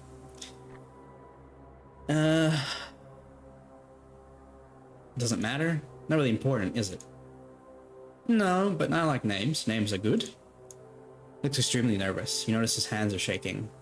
What's in your bag? It looks pretty heavy. He's got hungry eyes. Hey, don't get antsy, I'm just curious. Lay's staring at the ground. He doesn't seem to be aware of what's happening. So what's in it? An empty water bottle. That's all. Gabriel nods, but not convincingly. His mind is clearly elsewhere. Is he okay? Hey man, I'll be honest, you look like shit. Suddenly, Gabriel leaps onto you. The shotgun slips off your shoulder and cracks into the asphalt. You both fall to the ground. A scuffle ensues. You grab his hair and pull as hard as you can. Gabriel kicks you in the stomach and tries to force his fingers into your eye sockets. A side effect of cannibalism? Oh boy. You yank his arms away and knee him in the groin, then roll out of range as he gasps for air. Lay hasn't moved. He isn't even watching. You fumble your backpack and pull the steak knife from the side pocket. Gabriel gets back on his feet and turns to face you, his eyes watering. You done? Go on, try it again. Gabriel raises his hands and moves away. Sorry, I didn't... Fuck me. He's not done. He's eyeing the shotgun at my feet. Suddenly, an idea. Listen, just let us be on our way. I'm sorry, man, please. You pick up the shotgun and holster it back on your shoulder, then turn to where Lay is standing idle. Please, man, we're just hungry. You know how it is. The idea is fully formed. You walk behind Lay and grab him by the scalp, then hold the steak knife to his neck. He doesn't mind. The fuck? What are you doing? Get going. You turn around, walk north, and keep walking. I see you turn around, Lay gets it. Come back in an hour and get him. I'll probably be gone by then. No, I can't just leave him. He's not used to being alone. He'll manage. He'll be okay. You'll just have to do what I told you. Gabriel spins his head from side to side. It looks like he's having a panic attack. You keep the knife held to Lay's throat. Come on, give me an excuse. A moment of silence passes. Finally, Gabriel nods his head and turns north, but seemingly can't bring himself to move. Quickly? Let's not be tardy. I'm going. I'm going. He closes his eyes and begins to walk, slowly at first, then at a gallop, then bursting into a full sprint. Eventually, he disappears into the night, leaving Lei with your knife still head to his throat. Shame. How's it going? So, we're gonna be here for a little while. Tell me about yourself. Stupid question. Right, never mind. Cannibal and his emotional support vegetable? Yeah, it's a side. It's a side. Once you're sure Gabriel's well and truly gone, you lower the knife from Lei's neck. He coughs and takes a seat on the gutter. So, your friend isn't real bright, not much of a fighter either. The adrenaline quickly wears off. You yawn and take a seat on the edge of the gutter beside your temporary friend. Studying him more closely, you don't learn much. He's definitely pondering something, profound or otherwise. Impossible to tell. There's a faded red rash on his neck, as though someone tied a rope around it recently. That he tried to hang himself. There's a story there. You pull out the blue and white scarf wrapped around his head. It's surprisingly soft. You must take good care of him. North Melbourne supporter? You go for the kangaroos? That gets Lei's attention. He turns to you and nods. Nice. Cool. Not many of you lot left. Same goes for my lot, I suppose. I'm a Hawthorne supporter. Indeed. Yeah, I miss the footy. Lei doesn't even respond to that. He's done talking to you. This makes you a little sad, but you don't pester him any further. I was ready to slit his throat just a second ago. Now I'm sad he won't talk to me. The brain truly is a marvelous creation. 15 minutes pass, you decide it's been long enough. Good chat. Okay, time to go. Lei, you stay here. Your friend will be back in a little while. Don't do anything silly. Great.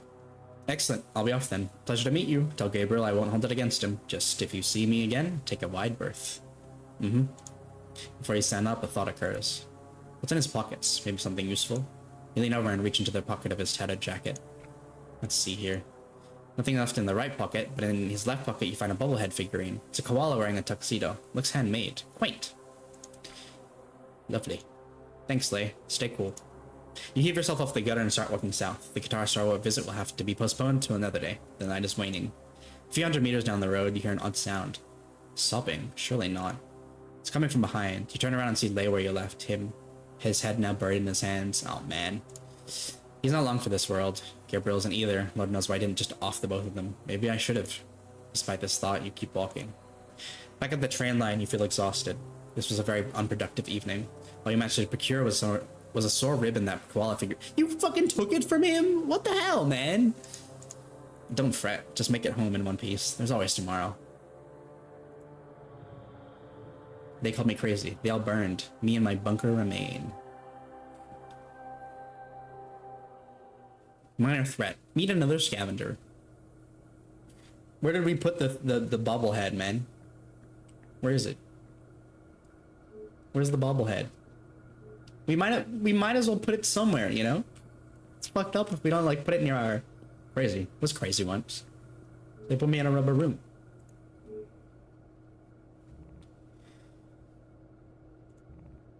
Yoo-hoo! Good morning. Oh, here it is. Here's a little guy. Let's keep this short. I got places to be. Did you want to hear how my night went? Nah, I'm leaving. Leaving to where? West. I'm gonna find you. Don't try and stop me. Are you joking? No, I'm dead serious. I can't stay here anymore. I'm going insane. You're gonna get yourself killed? It's not safe out there. I'm gonna kill myself if I have to stay in this hole any longer. I'd rather die on the road if dying is the only option, which it isn't. I'm not stupid. I know how to stay out of sight. It's not that simple. Maybe it isn't, maybe it is, whatever. If I don't see you in this life, see you in the next one. Adieu. Hello? Oh, well, there she goes. Supposedly. 3 months later, men for miles, lose your tether.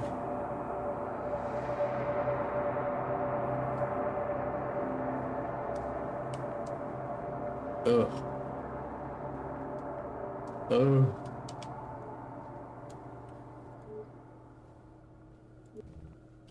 Dill Pickle, hi. Brother, wake up. I'm up. I've been up for hours. Cool. What's the weather like over there? I don't know. Warm. Computer says warm. It's warm here too. As warm as it gets at 6 in the morning, hey. Hey. Hey, guess what? I'm not guessing. Alright, I'll just tell you that. I found a new surfboard. Basically brand new. It smells like pineapples. You're a surfer now? Look at where look at where I live, cunt. I've got the best beaches in the world, and all to myself. Of course I'm a surfer. Do you also have a blonde mop on your head? It's a mop, but it ain't blonde, you know. You should come down one of these days. I'll teach you how to do it. Just a casual 50-kilometer trek, so I can learn how to surf. Let me see if I can fit that in my diary. You need to get out more. Better yet, pack up and leave. Didn't most of the eastern suburbs burn to the ground? It's crazy you're willingly live in a shithole like that. I know this place like the back of my hand. Why would I leave? Shit, I don't know. Maybe because it's boring? That part of Melbourne was boring before everyone burnt to a crisp. It's probably 10 times boring now. You don't even have to come my direction. That would probably be too hard anyway. Why not head up north toward the Murray? It's a long walk, but you've got time. Too hot, I'd die in the summer. Brother, it's not a desert up there. I thought you knew your geography. Alright, what would I eat up there? Learn a hunt or something. I'm just spitballing here. You gotta do the legwork. I'll stick where I am. No point complicating things. Boo. I like being alive. Sure you do. I do. Great, what's on the agenda for today? My light is fucked. Probably have to go and look for a new one. Where at? If it's like those generic fluorescent lights, you probably won't have a hard time getting your hands on one. I doubt that. Everything around me has been picked clean. My best bet is to head way up north, maybe to Lilydale. I've been meaning to head that direction anyway, so this is a good excuse. Shit, long walk in the middle of the night is, I might as well. I know you're nocturnal or whatever, but really don't make it easy on yourself. I'm hard to spot at night, and there's usually less people around. I go crazy never seeing the sun. Can't skip on the vitamin D, brother. Bred for this shit, remember? Got vitamin pills up the wazoo. What happens when they run out? That's a problem for future me. I hate it when people say that. Such a cop-out answer. Agreed. It's easy to say, though. Don't say it. Don't think it either. Plan ahead. I want you alive. If you're dead, I'll have no one to talk to. If anyone's dying, it's you. I've survived far worse than a fucking vitamin shortage. Don't get cocky. Even basic shit like the flu will fuck you up nowadays. I've seen it happen, trust me. To who? People? I'm not going into details. No, go into detail. I want to know what happened. No. Fine. Right, I need to make the breakfast. Don't eat all your vitamins in one go. I'll try not to. Great, talk again tomorrow morning. Good luck up in Lilydale. Bye. Alright. Off we go. Off we go then. Oh, sleepy time. Can't believe we're actually in Australia. Vitamin deficient. Is it a helicopter? Or shooting?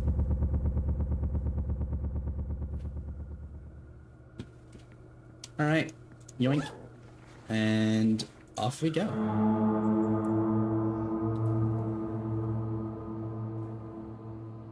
Jubilee Park. I'm not sentimental, but it's not much too sure. Maybe I could stop by and reminisce. I've been looking for an excuse to head this way. Good chance I'll find a light there. Alright.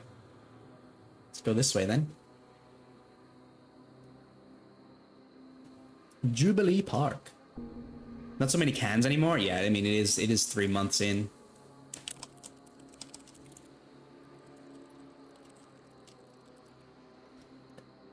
There it is, Jubilee Park. It looks exactly how I remember it, aside from the dead grass. How long has it been since I was last here? 4 years? The oval is encased in a thin layer of frost. You arrive from the south side, following the train line and jumping off just before Ringwood. It smells like mud and broken dreams. You walk around the oval toward the grandstand and club rooms. The car park is completely empty. Nobody had time to watch the footy in those final weeks. Too busy looting and panicking. No love of the game. Approaching the clubhouse, you're at the crossroads. Check out the club rooms. You turn left and walk to the rear of the building where the door is. Falls off its hinges and lands in a puddle as you yank it open. Metaphorical. Inside there's nothing but darkness. It's so dark that not even your well-adjusted eyes can see. This calls for a fire. You step back out the door, head for the nature strip, and gather a bundle of sticks and leaves and carry them to the center of the club room. After building a teepee shape with the sticks, you rummage through your bag and find a box of matches. Fire.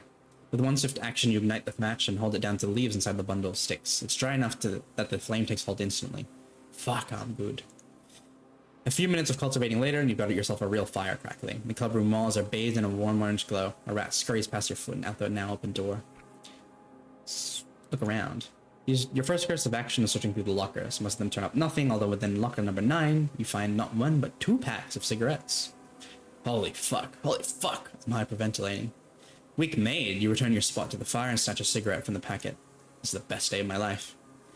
You hold the cigarette into the coals at the bottom of the fire for a brief moment, then start sucking on it like a lollipop. This phallic action continues for this next 3 minutes. You're in heaven right now. Someone kill me. I need to die happy. Eventually the cigarette has burnt all the way to your fingers. You take one final puff and throw it into the fire. The good times never last. Back to chasing the next high. You sit and ponder for a little longer. The room fills with smoke, making it nearly impossible to breathe. Even the strongest chimneys need a break from time to time. I had to be on my way. Smoke inhalation isn't my preferred demise. Stagger out of the cult room, leaving your beautiful little fire behind. Should I put that out before it burns the whole place down? Fuck it, not my problem. Compose yourself and turn to face to the north. That was nice. Should go out of my way more often. Next stop, Lilydale. Alright. Hopefully you find a light for this guy.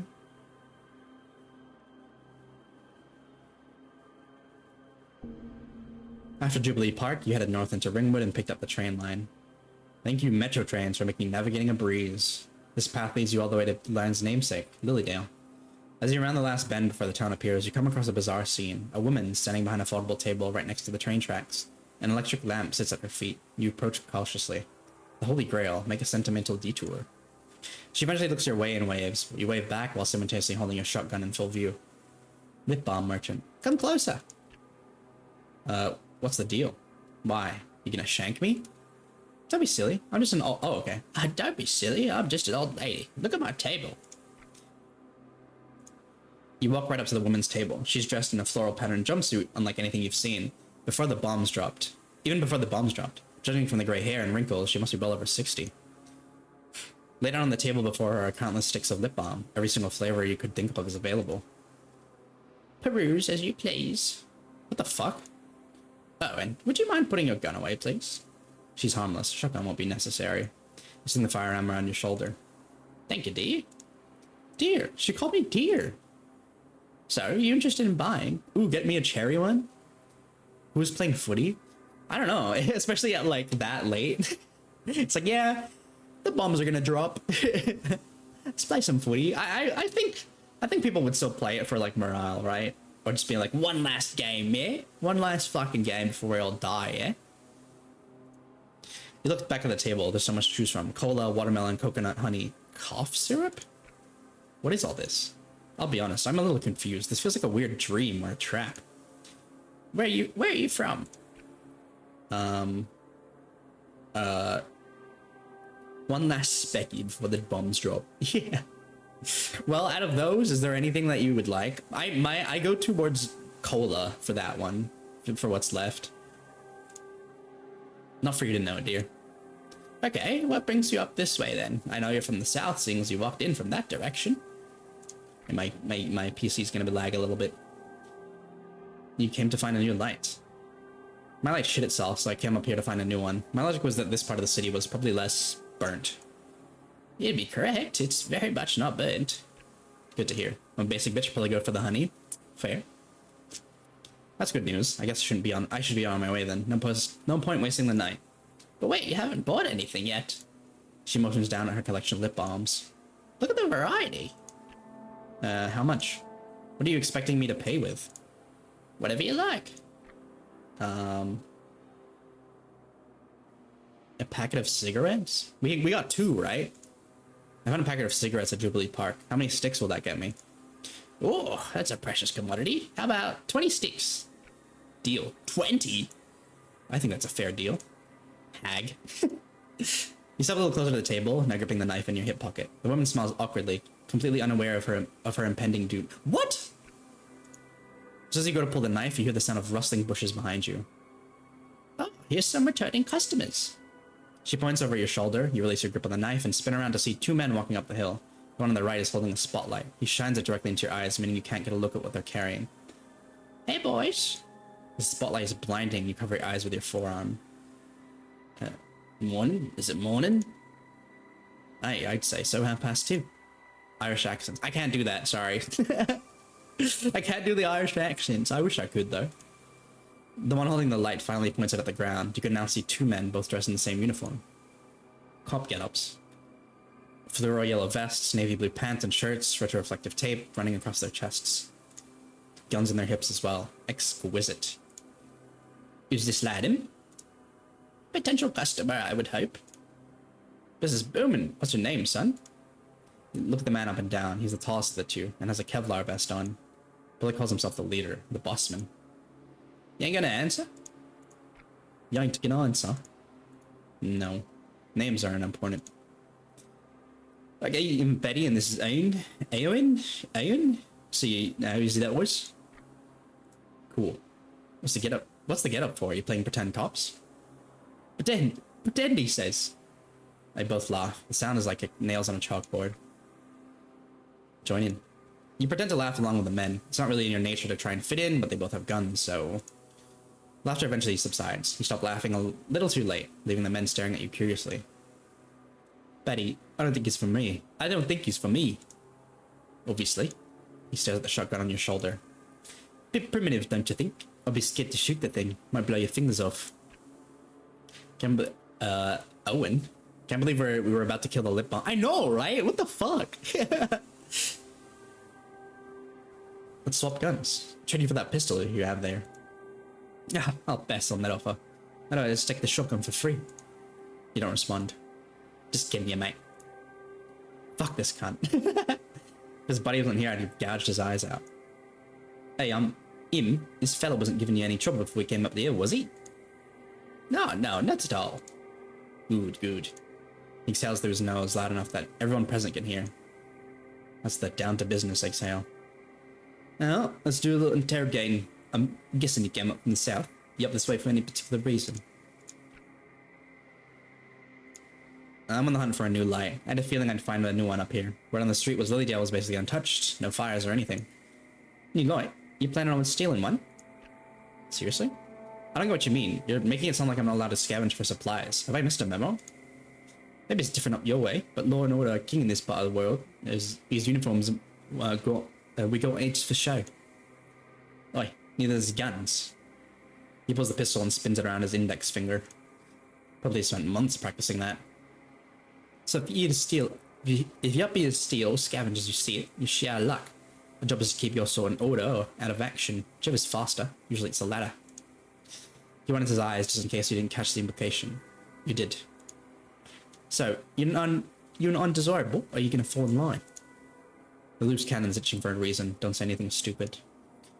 You don't need to answer that. I know your sort, suffice to say. You'd be better off turning around and never coming back.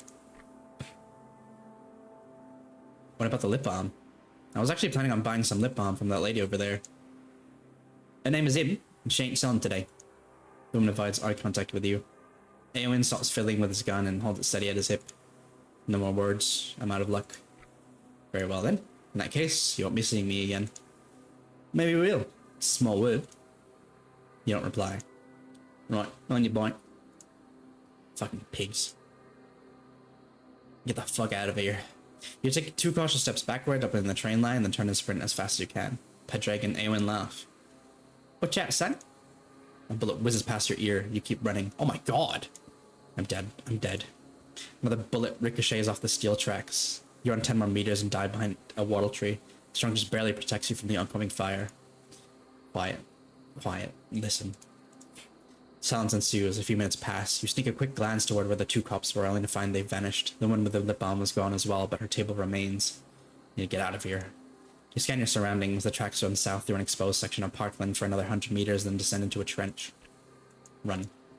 You jump to your feet and sprint as fast as you can. The shotgun on your shoulder bounces about wildly. You ignore it and push on, eventually making it to the safety of the trench. Looking behind, there's nobody there. They must have gotten bored. You drop to the ground and sit with your backpack against the dirt wall. Deep breaths. We're okay now. The moon peeks out from behind a cloud and illuminates the world. The concrete retaining wall opposite you is covered in graffiti. You take a moment to read all the messages. Dogs run the city. They sure did. Free world ain't free. It's all free now. Josh is a shit cunt. As your eyes scan the wall, something falls from the sky and lands at your feet. A shotgun shell? Merry Christmas. Ugh.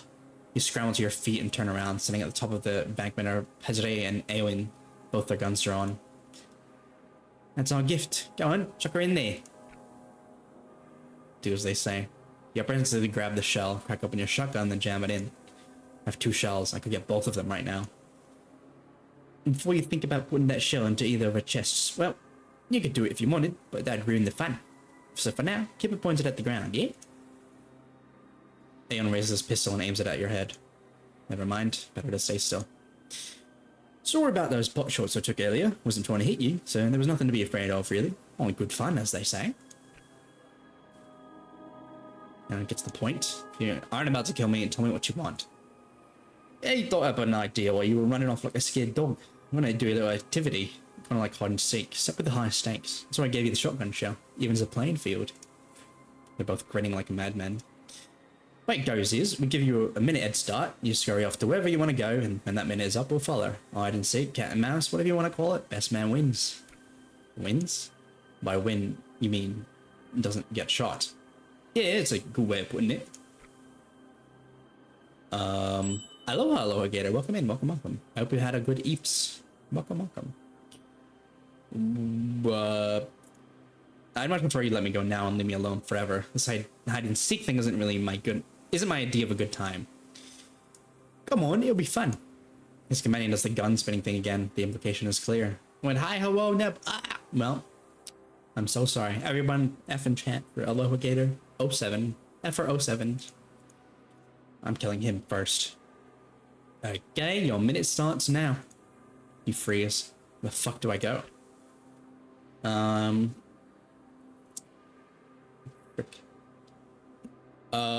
South following the train line. Or northward Lilydale. Shit. Let's go back up. Nah, but there's like more people there. Hi, Sarah. Welcome in. Thank you for the check-in. Thank you. I hope you've had a good day so far. Grab your shotgun with both hands and start off south in full sprint. 2 cops wave and jeer in the background, but you take no notice of them. Can't hear but here to support. Oh. Hope you've had a good day so far. There we go. 1 minute passes. You divert from the train tracks and head toward a residential area filled with burnt-out houses. There's nowhere to hide here, so you keep running. Suddenly the world lights up in red. You turn around and see a flare flying up into the sky. It's beautiful. You keep running. Streets, footpaths, letterboxes, abandoned cars, and tree stumps whiz by in a scarlet blur. Soon enough, you're standing in the middle of a small oval with a dried-up cricket pitch in the center. Another flare shoots up. You glance back and spot the 2 men emerging from behind a Commodore Ute. Oh, they've seen me. Fuck. They're too far away to take a shot, but that won't be the case for long. You turn up the straps on your backpack and then make for what seems to be a shopping center roughly 50 meters past the oval car park. I'll get them in there. This is perfect. Let them know. Hey, meet you in that shopping center. One of them, you can't remember which, gives a thumbs up. They're cooperative, silly little men. At the front door of the shopping center, you use the butt of your shotgun to break the window, then carefully shimmy through the gap. Now where to? There's a fresh food supermarket to your right, every shelf stripped bare. Beside that is a DVD store. The shutters are pulled halfway down. Physical media, my favorite. You slip under the shutters, find a place within one of the many aisles, and then wait and listen. Then the display stands are filled to the brim with DVDs and CDs of all genres, meaning you're almost entirely hidden should anyone think to look in here. I'm hoping they do. After a few minutes of waiting, you haven't heard anything. Peeking through one of the holes in the shutters, you see a cat running down an escalator to the basement car park. Kitty. Perusing the DVDs in your line of sight, you find multiple classics, or at least you've heard their classics. You were never one for watching movies.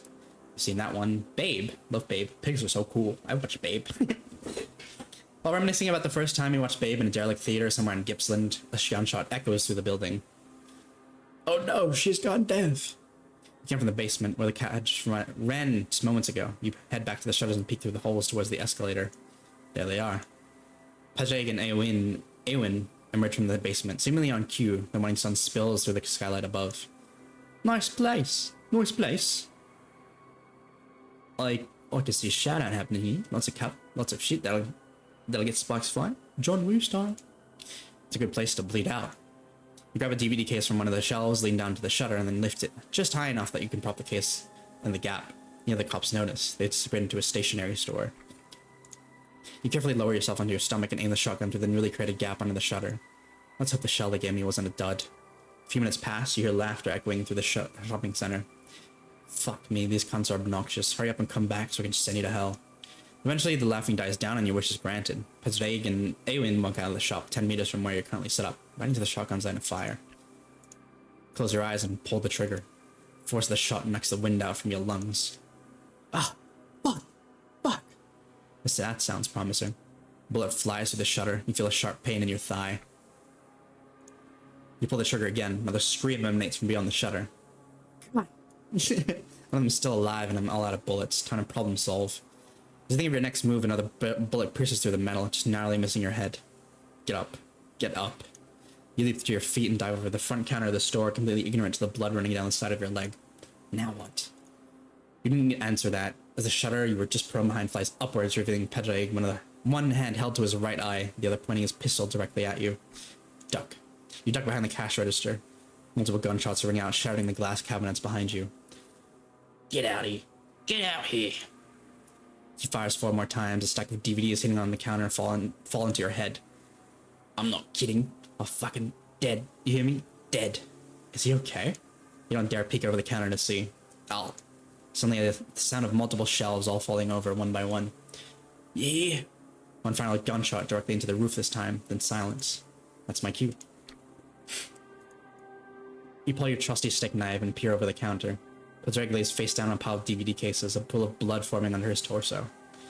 Looking at the concourse of the shopping center, you catch sight of Eowyn dragging himself across the floor towards you. His gun is nowhere to be seen. You okay there, buddy? Please. He continues dragging himself toward the DVD store. What's his plan? Does he think I'm gonna fix him or something? Please. You step out from behind the counter and walk over to Pedreg's corpse. Is he? Yep. Sure seems that way. What about you? Are you nearly done?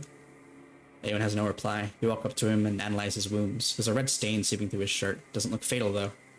How should we do this? You stand and think for a moment. Eowyn grabs your ankle and begins to cry. You don't stop him. Life can't be easy when you're a cop. Please.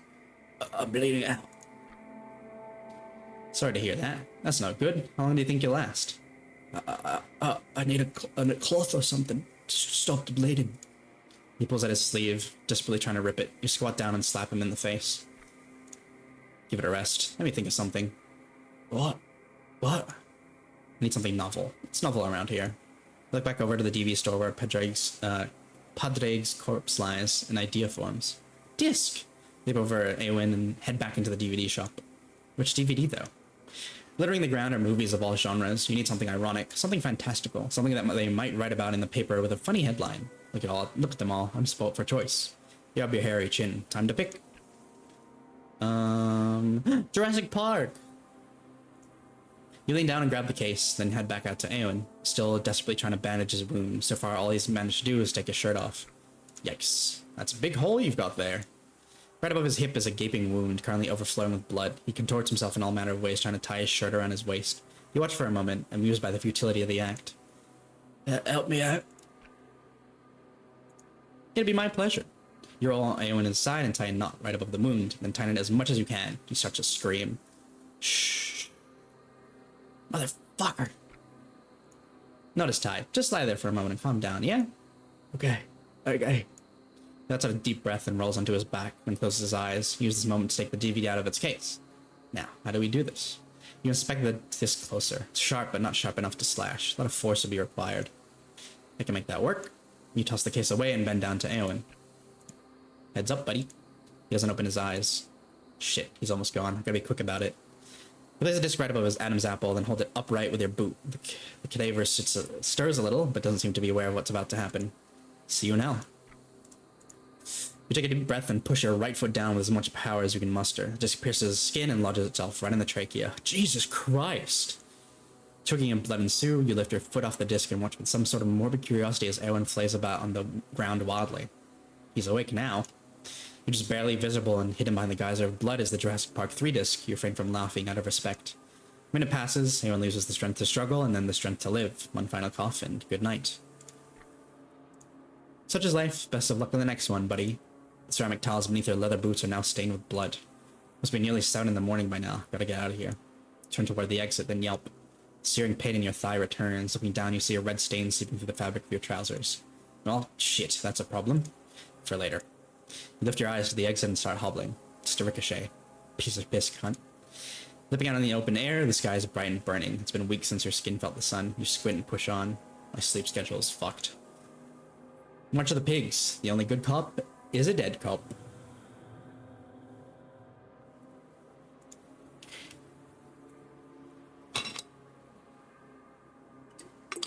Damn, you think you'd take the pistol, right? Or just loot them in general, right? What could they have had on them? What was in their truck, you know? What was in their fucking ute? Okay, some lamps. Interesting. There's the bandages. Much less, cans, of course.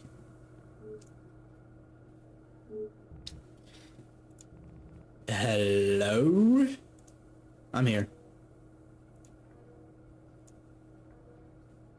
They also had a good amount of pistol and even shotgun ammo, right? That's what I'm saying. Like, what the fuck? Where the fuck have you been?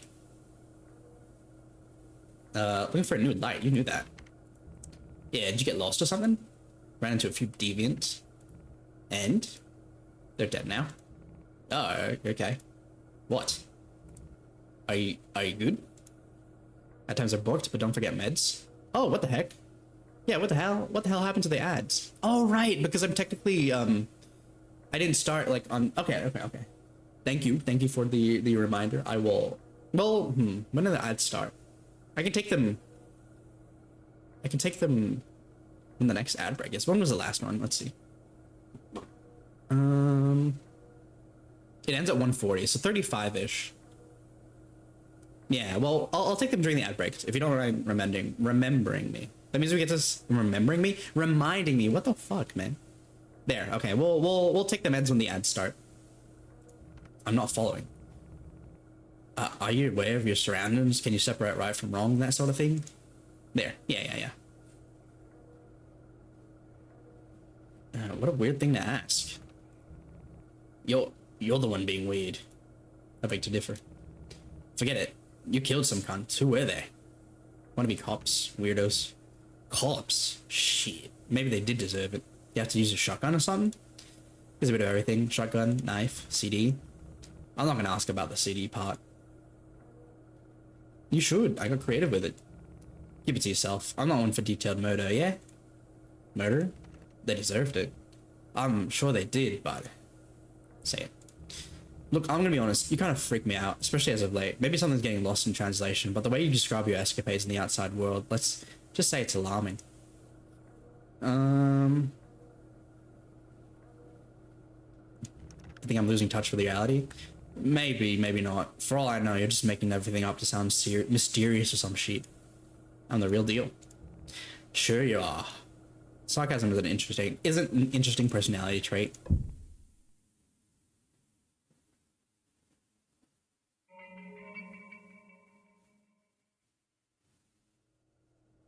What the fuck happened? I heard a donk.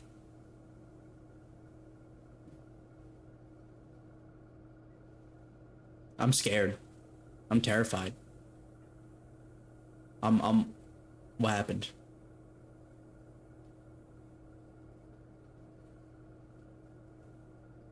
Ugh. Hello? This is bad. What's bad? I think my battery just shit itself. I heard a thunk. Computer says it's a 0%. What about the backup? 12%. Damn. Nice knowing you, dude. Person was rising the solar panel or something. Easy fix. How long does 12% last? About a day. Don't waste your time talking to me then. Get out there and fix it. It's daytime. I'll wait till it gets dark. Seriously? You know I don't like the light. How many times have we had this conversation?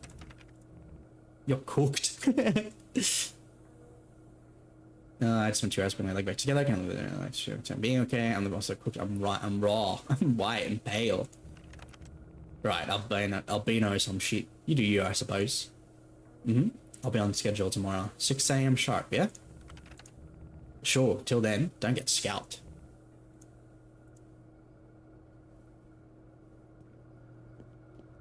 Okay. Sleepy time.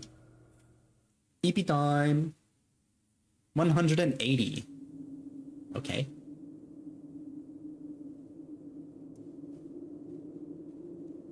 Oh.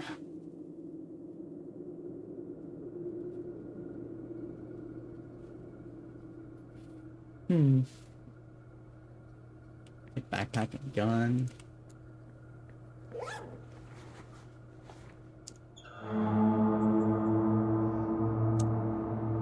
You push the tuna sheet covering the entrance of the bunker out of the way, and drag yourself up into the cold, dark ground. Trees sway all around, leafless, soaked in moonlight. Now, let's go up to the house.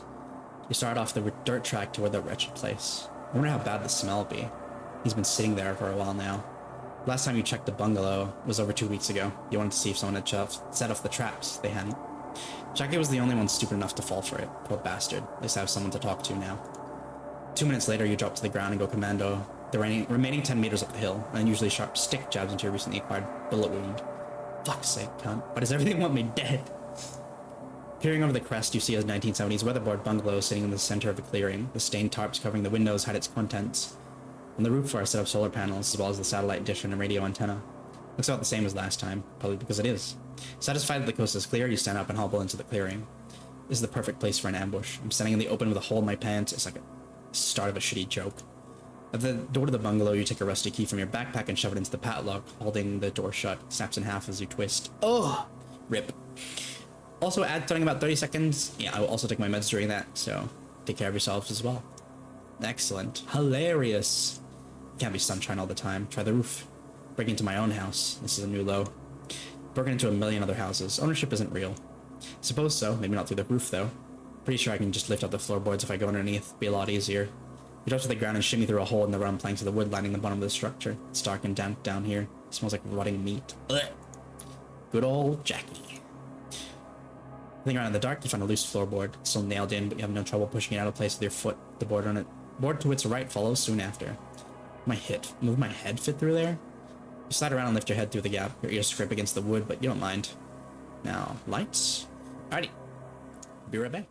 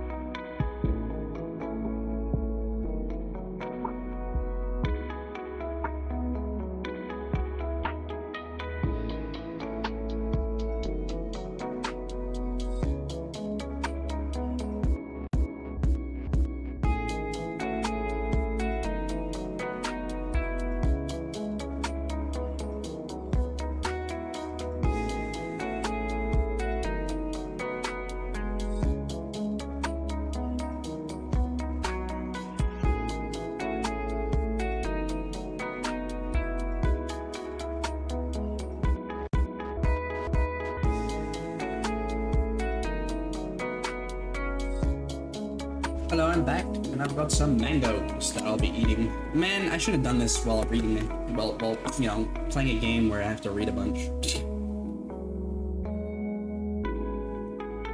But hopefully I finish most of it during the ad break.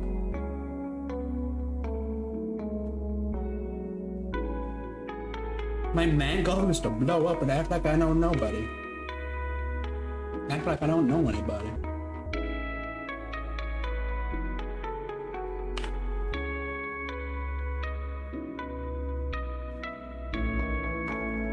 Thanks to Gwaine, that meme has been it's solidified itself in my brain.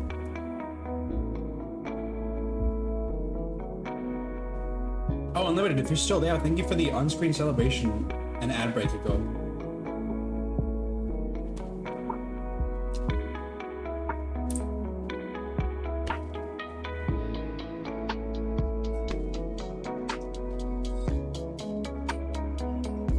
What are y'all's favorite fruit? Mine is obviously mango or lychee. Either of them works. I eat lychee less, so I guess it's technically a bit more like sought after for me. But like mangoes are just solid, you know? Also mango? Alright. Neat.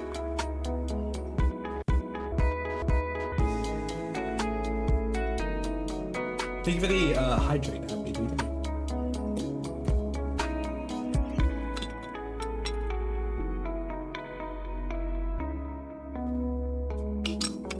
Fruit in solid form, banana as a juice, mango. Okay. Solid mango sounds hard to eat. Yeah, but it's good for your teeth. And besides, I wouldn't want to eat a liquid mango, to be fair. It has to be solid enough for some texture, you know? Either banana or lemon? Ooh, I see. You eating liquids or something? Yeah.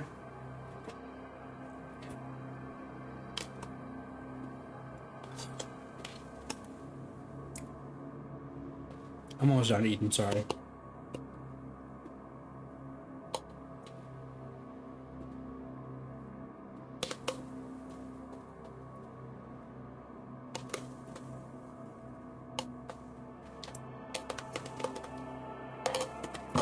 Alrighty. Okay. You must eat. One final shift in this week of chaotic bullshit is over. Take your meds, chat. Have a good rest. Get happy. I hope you have a good weekend. I hope you make it through work alright. And I'm sorry that it's been chaotic. I hope it's not going to be chaotic when you come in on Friday. Well, today, I guess. So take care. Take care. Have a good eepers. There's a dish. There's a dish called mango nazo at a local Mexican market that I get whenever I have the chance. Just mango slices with a chamoy sauce and tahini chili powder, but it slaps. Ooh, that sounds like it'd be really good. I don't think I've ever had something like that, but that sounds real nice. There's this. I haven't had any caffeine yet today. Please ignore. No, you're good. I got you the memo. There are no lights. The room is completely dark, save for the red glow of the battery displays. Red means bad. Candle it is then. Fuck, I forgot the shift starts 30 minutes early. 07. I hope it's not like yesterday and you still stay up a little bit. Can we get some Fs in chat or 07s for a happy, please? Think of the gigantified module meteor. You awkwardly slip the bag off your back and rummage through it, looking for a candle. One sits at the very bottom, under your collection of wristwatches. You grab it and place it on the wooden floor of the bungalow, and then strike a match and hold it to the wick. He'll get out. Hey, it's not me asking for that. The room lights up in a reassuring orange glow as the flame takes hold. You listen to a few more floorboards, then jump into the room. Oh my god, you're making me FPS this? Dude! Oh, ew. Ew. Ew.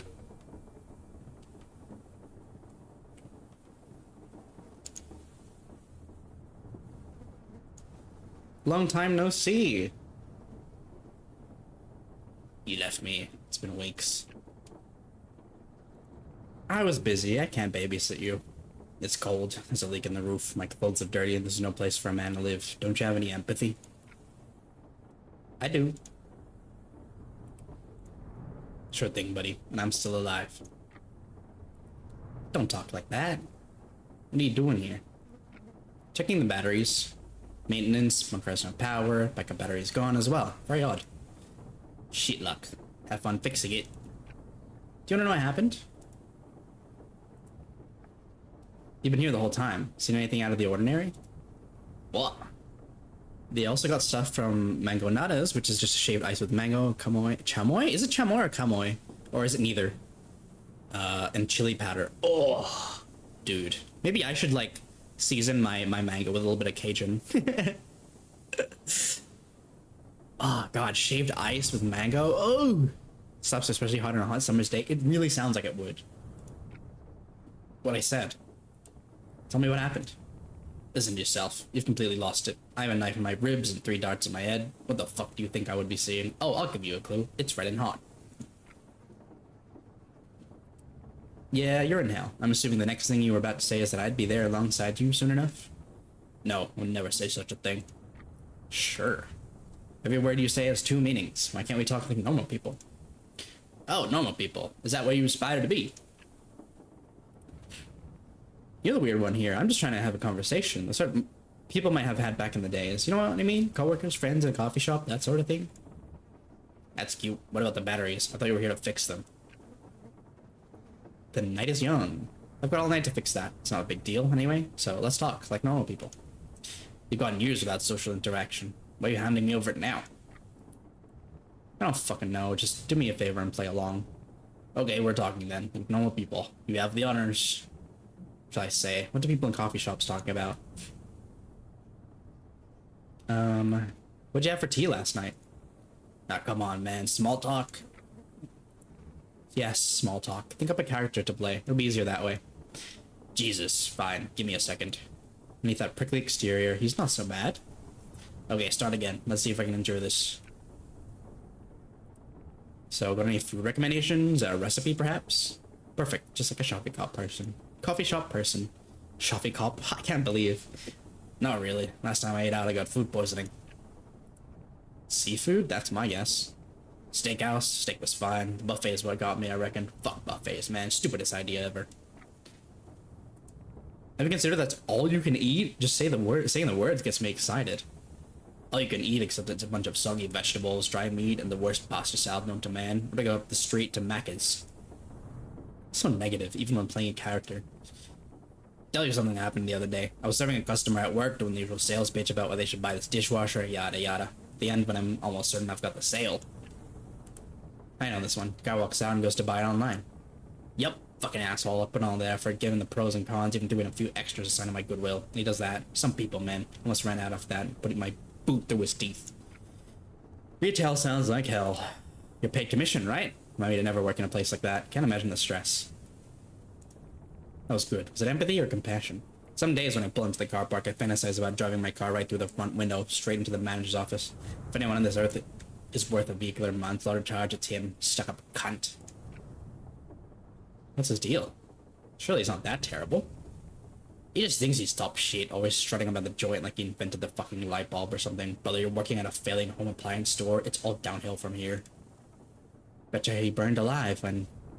No, don't say that. Don't even think it. Everything is normal. The bombs haven't dropped yet.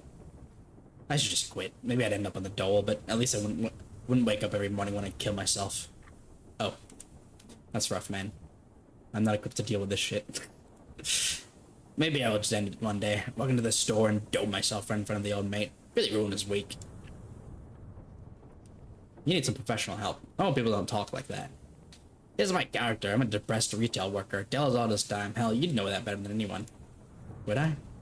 It's over. You couldn't even manage a conversation with a voice in your head, wearing stuff. You're so far off the deep end, it doesn't even matter anymore. Keep dying to dead bodies. We live in a brand new world. Leave your inhibitions at the door. I'm not insane. I'm not. Whatever helps you sleep at night. I sleep. Hold it. There's a noise from outside. Fuck. Quiet. Shotgun. Shotgun. Uh-oh. He's as real as you or me. Oh, fuck me. Oh, fuck me. I'm scared. I'm terrified.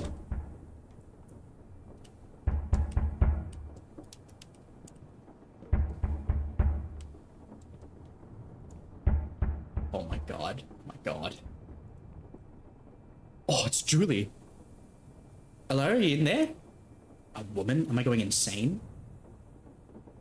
I went insane 6 months ago, mate. Thanks for the input. It's Julie, remember me? Julie. I know you can hear me. I saw you crawl in there. Julie? Who the fuck is Julie? Me, Julie Woolley. Surely you haven't forgotten. I said I was gonna find you one day. Here I am. Nope.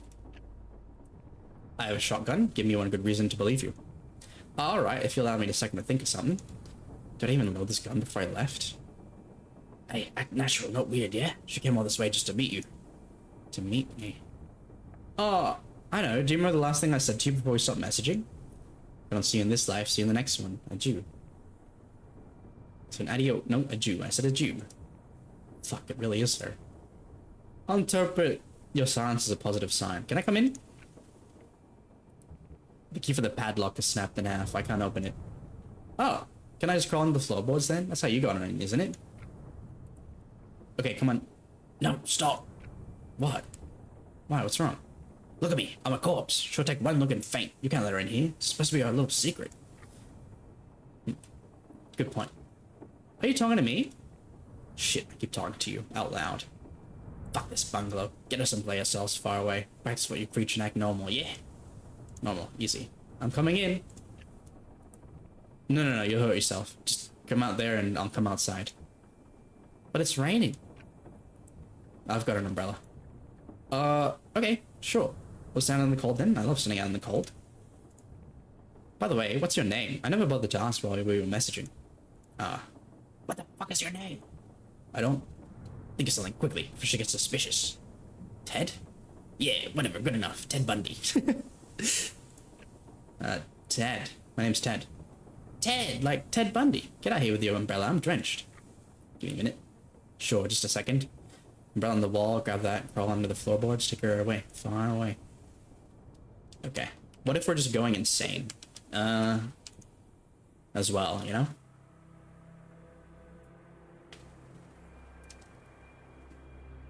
They called me crazy. They all burned and me and my bunker remain. Down in the mud and puddles beneath the bungalow, your eyes spy a bright orange light shifting about in the open air. She brought a lantern, already smarter than I am. Spin around and start crawling toward the gap in the wooden planks. Fuck me, I'm gonna be covered in mud. She'll think I'm a swamp monster. You good down there? Yeah, it's a bit tight. Give me a second. We're already insane. We almost stabbed the lady for the lip balm, yeah. And I mean, we were... I mean, he's literally talking to the corpse in his fucking bungalow or whatever. Okie dokie.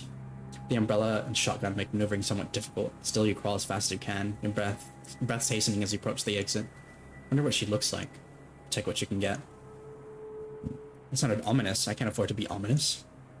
There you are. Peering through the gap in the wooden boards is a woman's face. Stop crawling and squint, trying to make out any detail in the darkness. At least get to your feet before you start checking me out. Good lord. Right, who cares what she looks like? Need a hand? Yes. You grab her hand and wince as she drags you from under the bungalow with gusto. You, all covered in mud. You jump to your feet and stare at Julie with your mouth hanging open. She looks real enough. Left half of her face is illuminated by the lantern attached to her belt. I get lost in those eyes. Aye. Good evening. You look like shit. It's been a crazy week.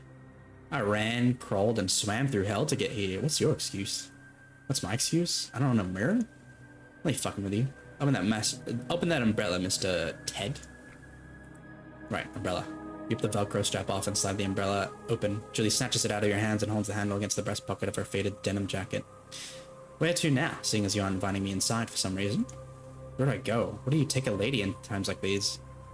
Don't you have a bunker or something? Well, yeah, but I wouldn't go there if I were you. It's in a bit of a rough state right now. Can't be that bad. I slept in a dumpster the other night. Maybe later. But I'd rather stay on the open air for a while, wouldn't you? I suppose so. Shall we go for a walk then? Show me the area? You never were good at very describing the landscape. I need a visual aid. I could take her up to the radio tower. That'd be perfect. Romantic even. You point north. Julie follows your finger and squints her eyes in that direction. Alright. That way then. On your bike? Is that like a saying? I've never heard an Aussie say that. I didn't say where we were going yet. It'll be a surprise. Andiamo. Let's go. She's so cultured. Smile awkwardly and start off toward the tower. Julie follows close behind, holding the umbrella over both your heads. Should I ask her how she knew where to find me? Fuck it, who cares? Yes, it. Alright. The radio tower, I guess.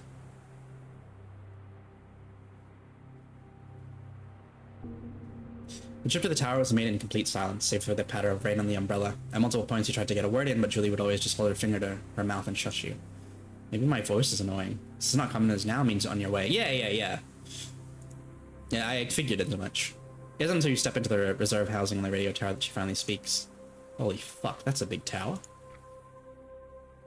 It's average size. I've seen bigger. Cool, thanks for the input. Idiot. Climbed up there before? More times than I can count. Good place to see the world. I bet. Is Melbourne still there? I haven't been over this side of the mountain since it all went to shit. I won't spoil the view. Let's just go up there and you can see for yourself. Alright, up we go then. You hold the hole in the fence open for her as she slides through and then do the same yourself. She doesn't seem disgusted by me. Maybe if I say something funny, I can get her endeared. What's funny? We're placed for a date, don't you think? Julie turns back and raises her eyebrow. Oh there, buddy. You said anything about a date? God fucking damn it. Hey, call it what you want. I don't care. Maybe it is a date. Words don't mean anything anymore. They do, but fuck. I don't even know what I'm saying. Sentence over. She laughs and heads over the ladder. You first, I'll give you a boost. She crouches down and creates a platform for you to stand on with both her hands. You place her right foot in her palms and grab the ladder as she flings you upwards. You're a foot taller than me and probably weigh 10 kegs less? Bloody hell. Does human meat have that little throaty? Human meat? Come on, cannibal joke. It was our thing, remember? Alright, we never did get around to doing that cannibal roleplay. Maybe a bony ass. I want to climb up as well. You head 3 rungs up and peer down at Julie. She bends her knees and launches up toward the ladder. Gotcha. Next step, top floor. Andiamo. Andiamo.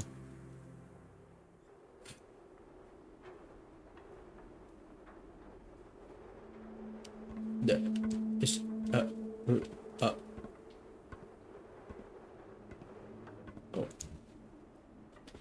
So many lights. Didn't expect a single one. It's a big place. Plenty of people around, even if you don't know you'll see them. Haven't you scared them all off by now? Look at that big gun and all. Not for lack of trying. You're telling me the shotgun doesn't keep people away? Sometimes I'm not the only person with a gun. Is that what happened to your leg? No, my leg. I forgot it was there. I need a new pair of pants. It's more blood than denim at this point. What the fuck happened? No need for detail, just running with some baddies. They're gone now. Gone? You killed them? No way. Seems excited by that.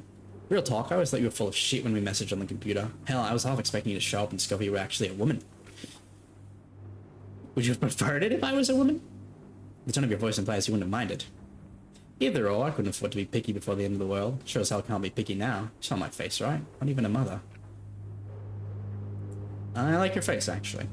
Oh, fuck off. Don't rain on her self-deprecation. So, nice view. I'm guessing the CBD isn't here anymore. Not exactly. I haven't gone and looked myself, but there aren't any lights that way. Tells me all I need to know. Shame. Kinda want to see what was inside some of those buildings. Last time I went was over 5 years ago. Saw a concert at Festival Hall. I think it was... Fuck. I forgot the band's name. No thinking about music. Not good. I think it was PJ Harvey or one of those British alt rock fucks. Nah, it was definitely her. Do you know her? Wouldn't have a clue. Oh, well, it was a pretty shit concert. Music was great, just out my... Finish your sentence. Finish your sentence. You went with... Just some fuckhead I used to know. Bad memory. Doesn't matter. Yet you can still remember them, even all these years later. Sorry, I have a habit of stumbling into bushes, conversationally speaking. I'm like a coin rolling around one of those donation tubs you used to find in shopping centers. Oh my god, that is a throwback for sure. I remember those. Fuck, I forgot those existed. It'd be so annoying if like you didn't do it properly, or like the bin sucked. And it just fell in instead of rolling around. Ugh. The fun only ever lasts about 30 seconds. Look it out. Subject change. Did you find someone new to talk to after I ghosted you? I did. For a couple of weeks it was a bit lonely, but I found some dude named Dylan. He filled the gap well enough. What's he like? Normal. He's just some guy, I think. Lives down near Torquay. Drinks beer, sleeps at night, likes to shoot the shit. Very different from you and me. We're weird, aren't we? You don't know the half of it, girl. I'm glad you managed to fill that me-shaped hole in your life. Everyone needs a tether. Tether? I hardly know it. Don't want to keep you level-headed within the bounds of reality. Sane, I know for a fact that if you weren't around, I'd have slipped my wrist or taken a long dive in a lake. It's the nicest thing anyone has ever said to me. Don't let it get to your head. I haven't discovered the real you yet. I only know the computer you, the one without a face or a gun. It's easy to be likable in the computer. Is the computer the real me? Or is there a real me? You look uncomfortable. I'll change the subject again. What do you think that bedsheet up there means? Nothing at all. It's been there for years. Probably just some cookers thinking God might read it and send the missiles back into the sky. No way. There's more to it than that. An underlying sense of humor. It's almost satirical, I guess. There's got to be a better word to describe it. Subversive, naive, subversive. Subversive, maybe. I never gave it much thought. Nah. Defeated? Like, they knew the message wasn't gonna do a fucking thing, and that's precisely why they went on all the effort to hanging it there? I'm gonna nod and say nothing. They'd already given up hope at this point. They just wanted to see if covering themselves in a veil of irony and cynicism would numb the pain. One final fuck it before everything exploded. I think I'm following. Irony never saved anyone. Good chance that artist threw themselves off this tower. Probably stood exactly where we're sitting right now, wondering where it all went wrong. It is a beautiful place to end it. Where do you think it went wrong? For all of us, I mean. Probably the day we found oil in the ground, or the day we figured out how to use steam to make tractors go, or the day the Dutch East India Company was founded. You know what I meant. And the answer would be entirely opinionated. What use is an opinion anymore? But the time for changing minds is long past. Sorry, there's enough grim shit in this world. No point adding any more. I'll be quiet. I want you to keep talking, please. Huh, never heard that before. Are you being serious or are you just pandering? The only people I've talked to in the past year were either dead, dying, or scared shitless of me. So assume you understand, I say all I want to do is sit here and listen to you talk.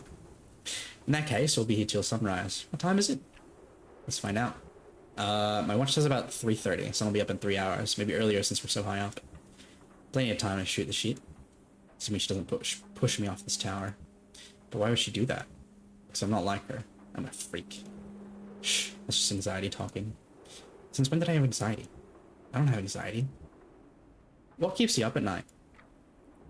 I sleep like a baby. Don't even dream anymore, which is fine by me. I'll just keep a clear mind. I'm assuming you're the opposite. Good deducing. I barely sleep. Maybe it's insomnia, but I really think I think I just think too much. Maybe the same thing, who cares? Yeesh. I can't imagine not getting a good night's sleep. How do you cope? I don't. I'm just tired all the time. The shadows hide the bags under her eyes. I wish I could shut my brain off, like I said. Too many thoughts, doubts, and doubts, and doubts. Whenever I lay down, it's like my heart drains into my skull. Such an odd way with words. What's that look for? You have an opinion on my shitty analogy? Yeah, seemed kinda... who cares? Poetry's for suckers. Really? You believe that? Sarcasm. You get sarcasm, don't you? Shit, social cues. Pay attention. Poetry is all I've got. Helps me cope with the shit I'm in. Write it all down in a little book. Book? Where? Show me this book right now. Also last week. Fucking travesty. Can you remember anything you wrote in it? Most of it, maybe not word for word, but the feeling is what's important, you know? I warn you, it's very sad. They're only words. Okay. I woke up this morning, empty. I went to sleep, empty. There's a whole world out there, empty. The past is empty, the future is empty. The train left the station, we missed our chance. I stand on a hill and watch the trees rather than the pain. I walk through the people's homes and find shattered glass, torn clothes, bare cupboards. It's all the same. All I want is to see something real. I don't know what that means. It's all real. All I can do is wallow. Time passes me by, the sun comes and goes over and over and over. But nothing changes. And why should it? Yeah. That was good. Sorry.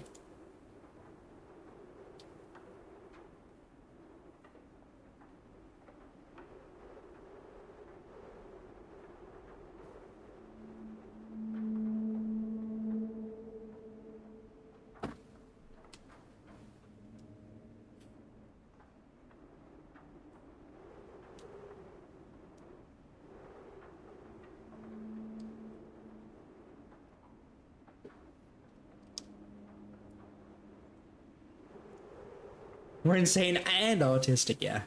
Well, to be fair, I feel like anyone out of a social, like, thingy for, like, yonks would be very, like, I forget how to act as a human, you know? Spiderland. Wow. What an interesting game. I wasn't expecting that at all. Good morning, Captain. Reached the end. That was... interesting. It was cool, yeah. There was stuff that I could have possibly done too differently. Like there was like a place we could have gone to in the early bits, like down here somewhere on the map. Other than that, it was like mysterious or some shit. That's all we knew about it. But yeah, nice little text-based adventure. I didn't think like the mix between the first person and the text space. I wasn't really expecting too much. That's interesting. I really wonder if there's like other endings or like what the branching stuff will do, but I don't think I'm like curious enough to really figure it out or do it, kind of thing. Really wonder what happened. It's kind of just very open-ended kind of deal, which is fine, you know, as well. Yeah. All right. Spiders. Yeah. Okay. We'll play another game for like a little bit, since it's just like, oh wow, no, that was everything. That was all the achievements. Okay, interesting. We'll play one thing because I don't think I'm ever gonna really play it outside of stream or something. But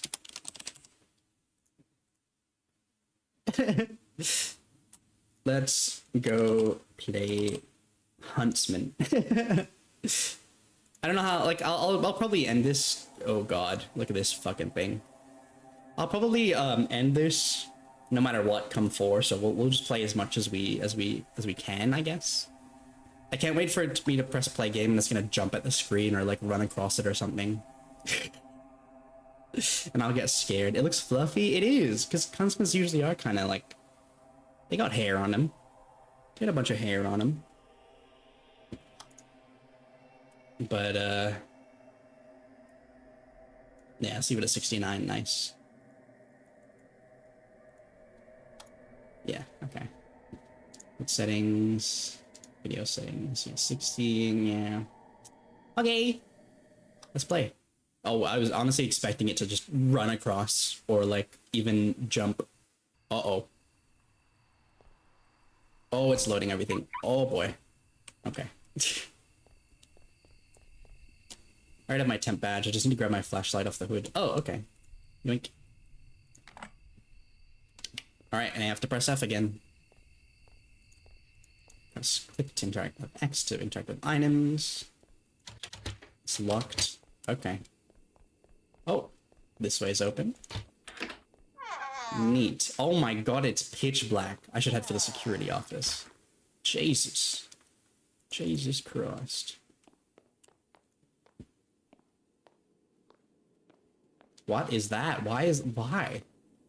I guess that is one way to have the shutters. Break room! Wait, I was just in here. I'm stupid. Can I go back out? Apparently not. Okay.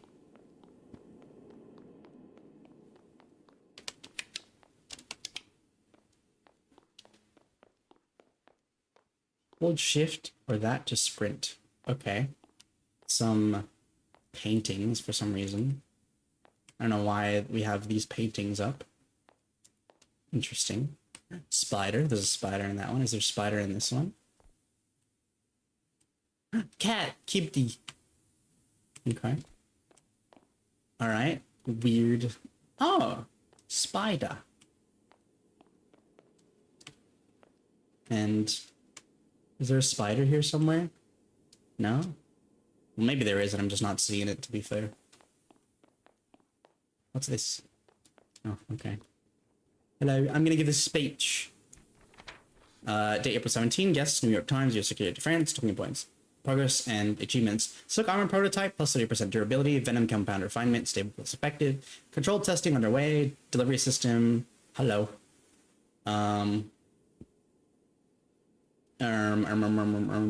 Integration and process, oversight on safety plus environment, future outlook. Next phase, scale testing. Funding plus online review, continued government / private ownership, partnership, I think it was. Anyway, when I say like horror sloppa games, I kind of mean these. And like, it's not shop. They're making Spider-Man. Yeah. It's more just like, I don't think it's like cheaply made or anything or anything like that, but it's more just like horror for the sake of horror, you know, just a game to go through.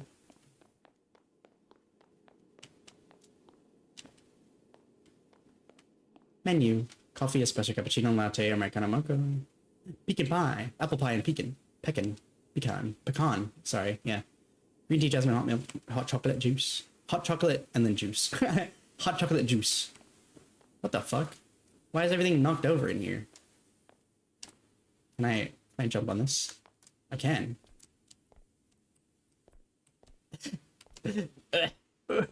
Pecan pie. Yeah. Oh. Some appies. Let's have some appies. What is that? What does that say? Coca-Cola. What does that say? Santa. And what does that one say? What does that say? What? What does that one say? I can't see it. I can't quite figure that one out, if I'm being honest.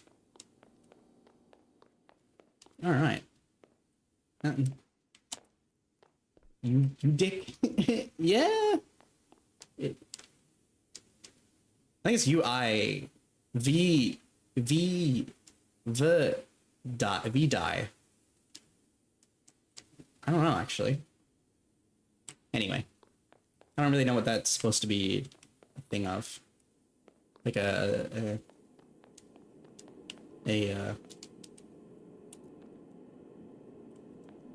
wow.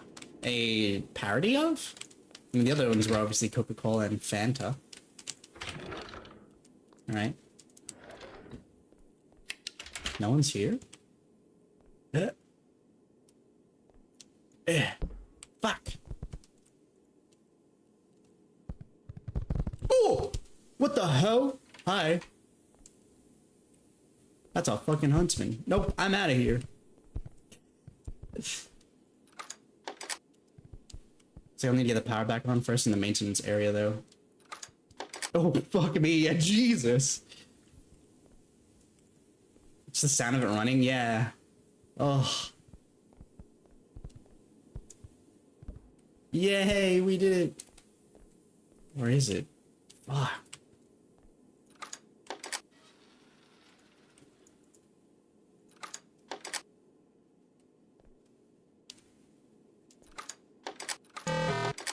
Okay. Jesus.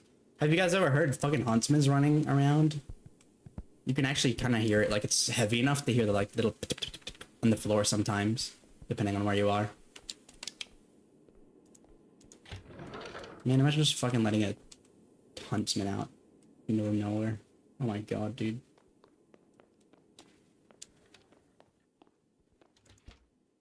They're so quick too, yeah. I had one in my like hallway that I needed to leave. Like I had there was like 2 or 3 days where there was a Huntsman in my hallway, or like outside my door, essentially. Friendly enough. Yeah. They don't want to fuck with you, which, you know, thankfully. But they're scary fast. They just run across the floor, and I'm like, ugh! And usually, like, you know, I'd walk past it or under it and whatnot, and it would just, like, it wouldn't, it would just stay still, obviously. Like, the moment I saw movement, I would be screaming and, like, running, you know? Can I leave? It's locked. Great.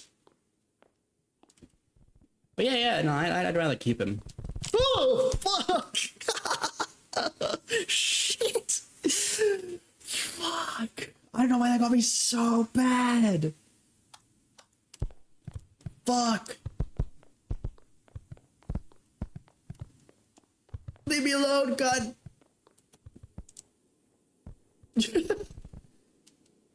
Oh my god! He'd rather keep you too, it seems. Yeah, he didn't just kill me. What the fuck? Oh. Jesus. Anyway, Fran, yeah, my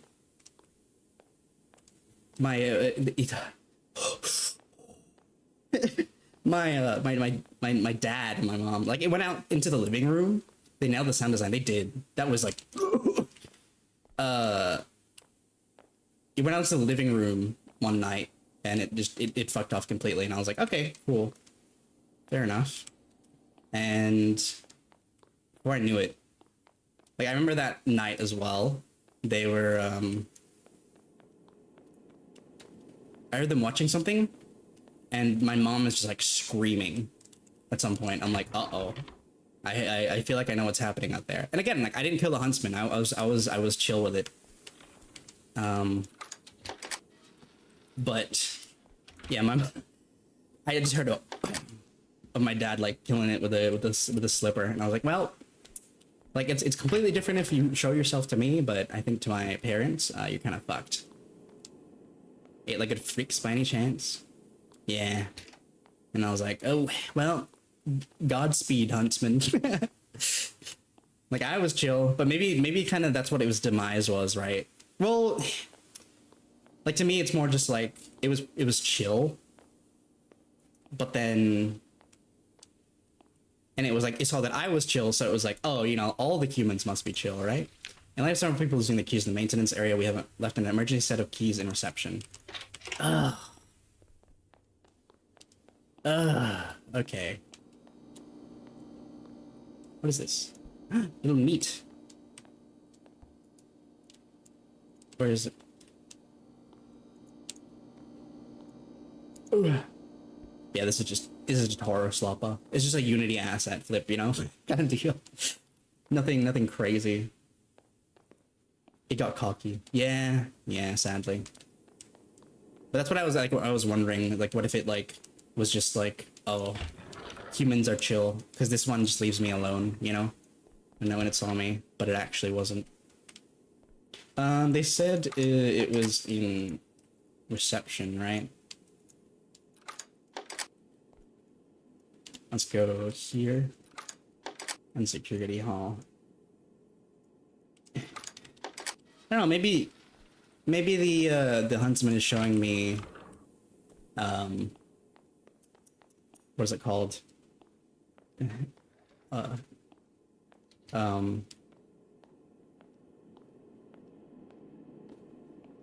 Mercy?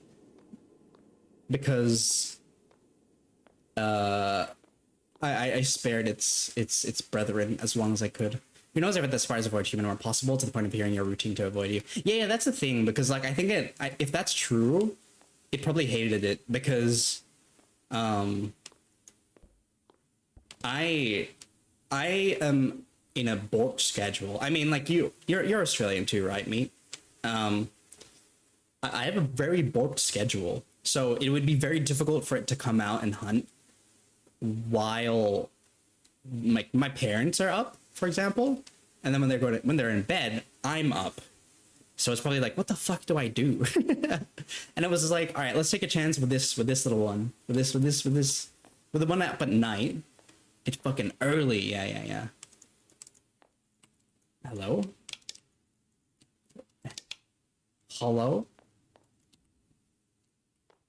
Is this not the reception? What does it say? Oh, fuck. How to be famous. Okay. In case of emergency, break glass. Oh! I see. I was like, okay, I didn't even realize there was like a door there. What the fuck is that thing? Yeah, so it was probably just frustrated. It was like, what the fuck? I'm never gonna be able to go out.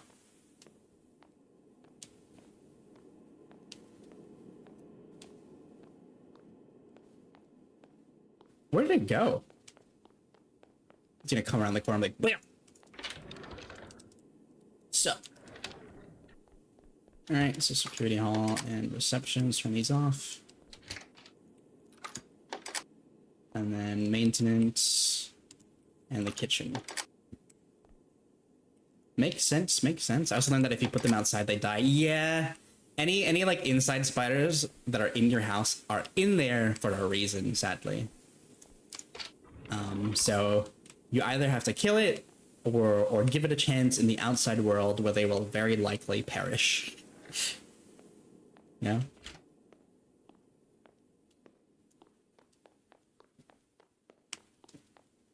Which makes sense, but I never thought about it. Yeah, because like it's like an assumed thing, like many other things. It's just like you kind of just assume, like you've seen it in media and whatnot. So you kind of just naturally are like, oh yeah, I should take the bug outside and put it outside, you know? Be nice. You know, I'm just relocating it. I just don't want it to be inside my house. You know? But you're sending them most likely to their death. B1 maintenance. Locked from the other side. What's that? Can spiders open doors now? Is that what I'm hearing? That's great. That's awesome. Cool.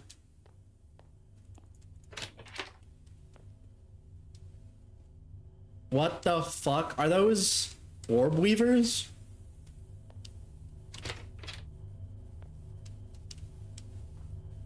Oh my god. Hello. Yup. Hey. Oh, Jesus. Okay. Alright. Okay. Oh. Oh, wow. Okay. Oh, hey, buddy. Oh, okay. How am I supposed to go anywhere? Where do I go? God, what a nightmare situation. At least they're not fucking with you. Where do I go? Hell, yeah, hell. Jesus. This is hell. Where did that... Ooh. Can I grab it? Can I toss this at one of them? Oh! Okay, well. I got weaved, I suppose.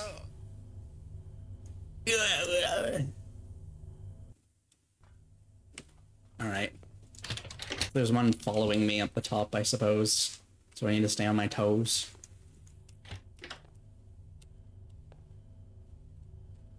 Is there two of them up there? Is there one up here? Ah, I see, there is one. That's why. Yeah, just... Oh. Oh. Excuse me. Excusey. Eh. Okay.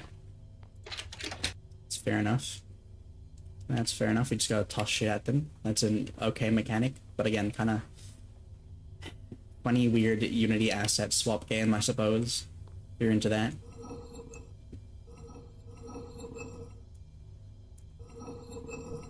Oh, I have to hold it down. Okay.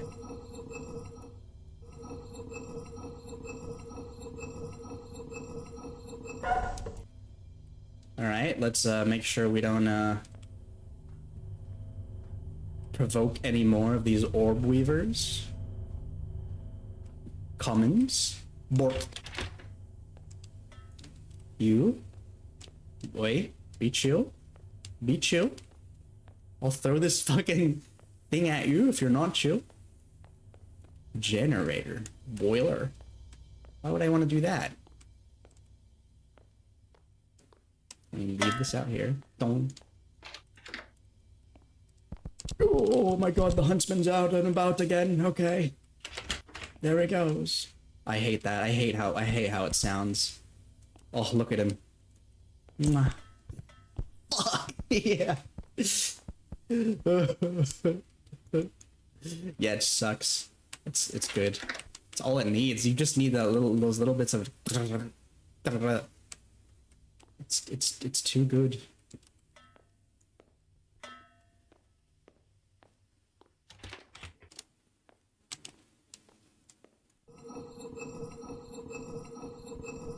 Oh god, I hear it. Oh god, I hear it. I don't even know what we're doing this for. Oh fuck. Oh, there it is. Oh fuck, there it is. Oh fuck. Where's it going? Where's it go? Oh fuck, there it is. Oh god. Oh god. Let me learn. Oh, look at that thing. Look at that beauty. Man, I feel if Emily pops in, I'm gonna be so sad. She is gonna fucking hate this. I really hope she doesn't pop in, or at least pops in when I'm not, you know, looking at a spider like this. Jesus. Oh.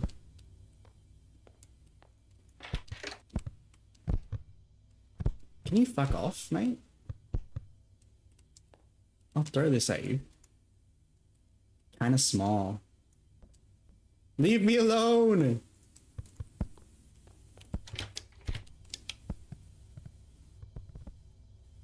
Can you go away, please?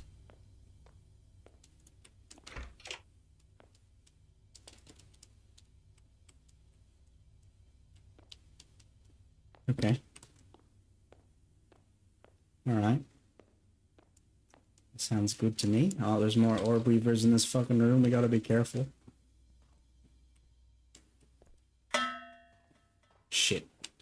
I'm wondering if it, like, hears noises. Oh, it fucking, it does. It fucking hears more. Oh. Oh. Not good. That's not good. Oh no.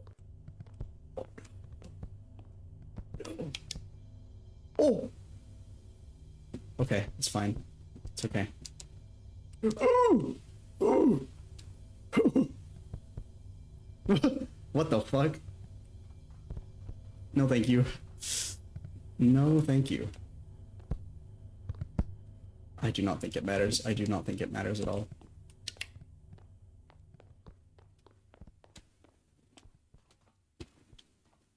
I do not think it cares. Can I turn this on?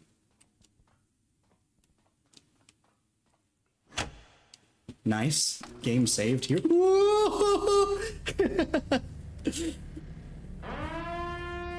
Warning, the facility has been compromised. Containment is in effect. Security personnel, please report to the security office for further instructions. Well, at least it's saved.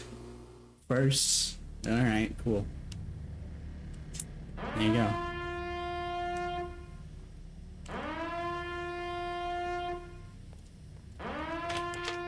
Oh, hey. No. Any orb weavers in here? Any weavers of orbs? Oh. There was one. Unlock slider lock. Okay. There we go. That's open. Wrong. Oh my god, it's like a tap to pay. It's a tap to pay kind of deal. Neat. Where do I go from here? Do I backtrack? Get out of my way. What? Okay. Alright. Alright.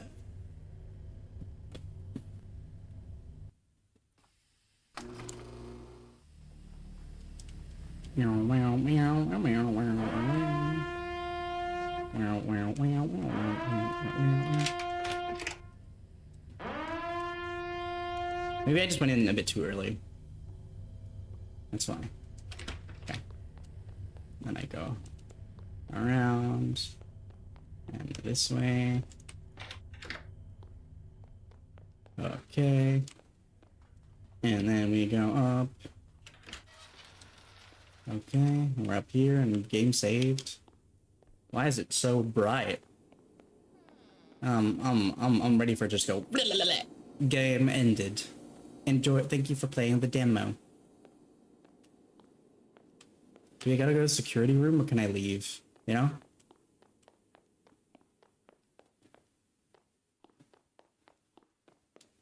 Oh. Uh-oh. It's going dark again. She's under full lockdown for safety and safety others. It's strictly based on containment protocols are complete. Great. Security. Fuck. I'm gonna be so mad at the Huntsman webs you up when it catches you. Oh, yeah. I should head for the security office. Yeah, I hope not. Because like orb weavers do that, right? But not Huntsmans. They just hunt. They don't have no webs. They just fucking getcha. I'm sure they've at least done that much fucking research, right? Like, come on. It's gonna be stupid. I think it goes all the way up to for a reason, though. Kind of deal, you know?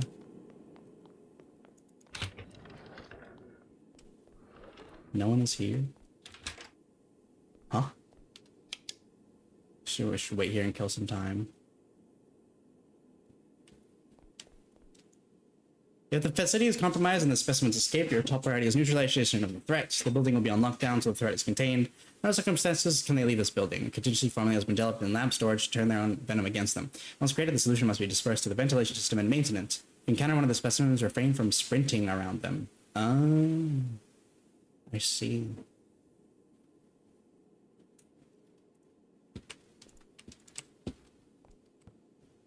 Yeah.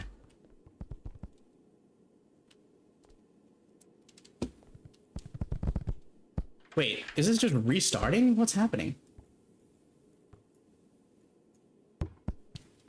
What's the heck? What happened? Just restart? So we have power now. Yeah. Apparently.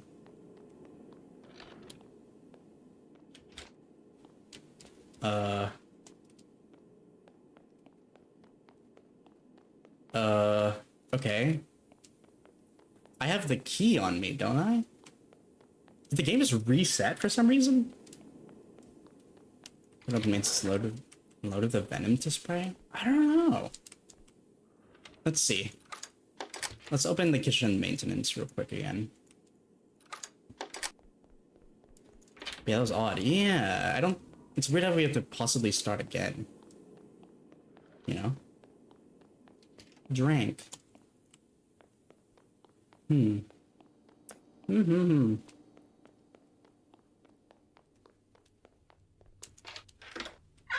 Okay. Alright. Now we're like here again. That's weird. But we already like... We did this stuff. Ooh. No, thank you. No, thank you for the orb weavers. No, thank you. I'm okay. Can I grab this? Yeah. I don't have any tools to get rid of that guy.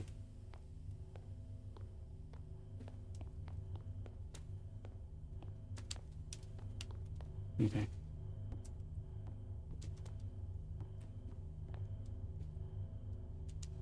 We have to like hold it, apparently. Okay. Oh no, I just have it in my hands. I can just left click it whenever. Alright, excuse me. Let me just toast this at the bugger. Thank you. So we have power now. But where do we go from here? What is the, like... What is the goal? I think we sequence broke stuff. That's what happened. Also, there's ads starting in a few. You guys need to take care of yourselves. Please do during that time. But... Oh. Too hot. I'll have to turn off the steam somehow. Oh, okay.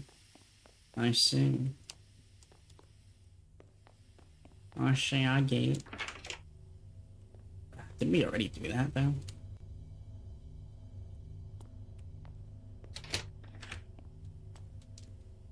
Oh, fuck.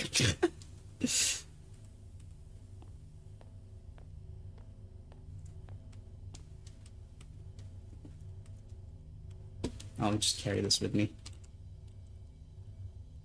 I guess I can't with this on, because I have to get to climb up it. Weird. Alright. Commons. That's the way we came in, right? No, it's not. I think we can unlock this. Yeah, and we're in this... Okay. I don't quite remember where the pipes are. Did they reset the pipes as well? They must have, right? Oh, hey, Huntsman. How's it going, buddy?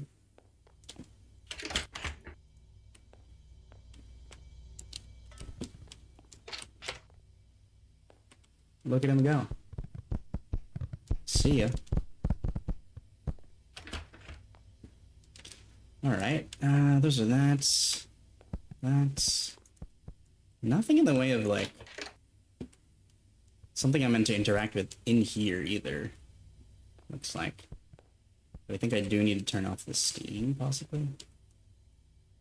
Again, which is just annoying. Weights obviously around corners is good too. They put the details where they need to. Yeah! There's at least like some like research in it, you know?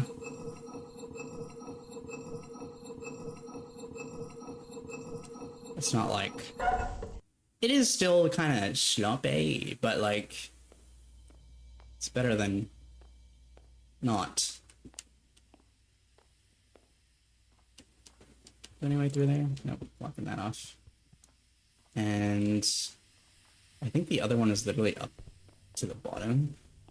Down here. Over this way. Yeah, it's an asset flip for sure. Yeah, yeah.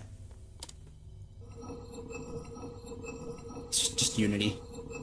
Just Unity assets. But hey, everyone's got to make games somehow.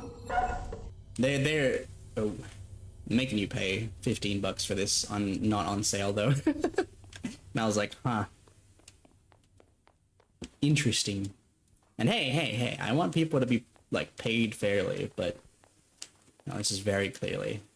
So you buy your arachnophobic friends for Halloween, or just in general, just for funnies, right?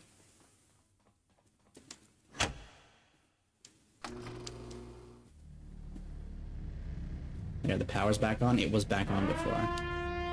Select security personnel, please report to the security office for further instructions. Yeah, okay. Go up here. Go up here. Oh, there's the fucking guy. There it is. There's the fucking Huntsman. Uh-oh. Uh-oh. Look at that big motherfucker. There's ants talking about 30 seconds. So if you guys need to take care of yourselves during that, please do. That's about how it usually chills out for me. Just on the wall, and I'm just like, alright, I'm gonna give you a wide berth, buddy. Sequence got broken somehow? Yeah. I think so too. I think that is the case.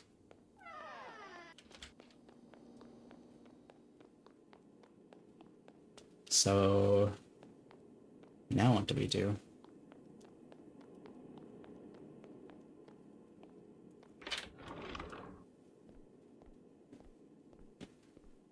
And then we read this.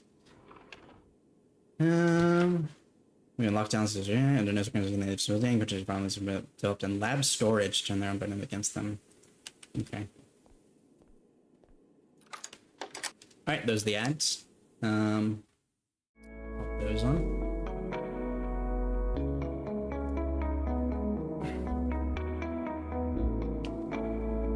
Huh. No, damn.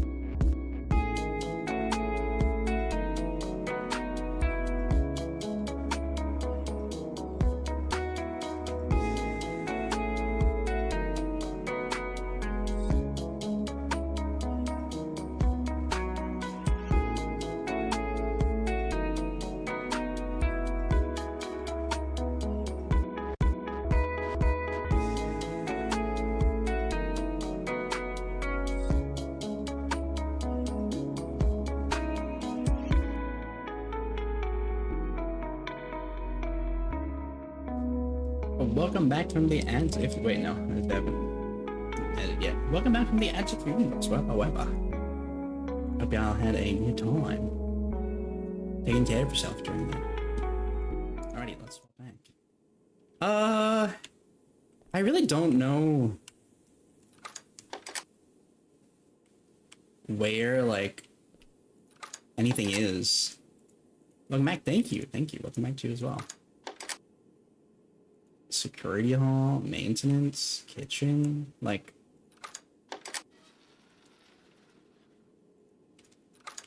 where is this like lab that I'm supposed to go to, you know? To find stuff. In here. Now this is the break room. So we gotta get to the lab now? Yeah, I just don't really know where that is, you know?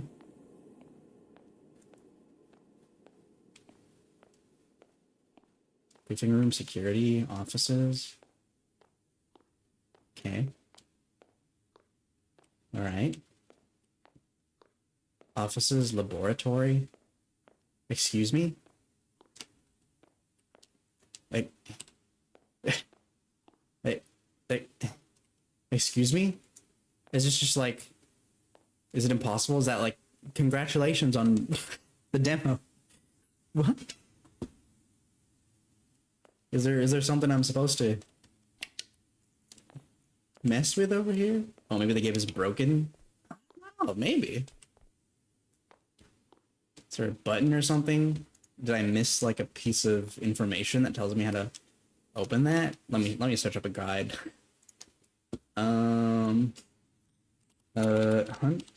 Huntsman demo laboratory.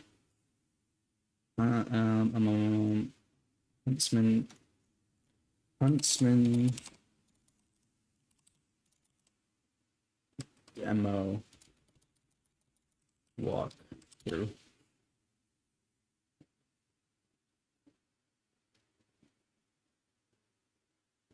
Okay. All right. It's just a okay. Okay. Let's see here. Yeah.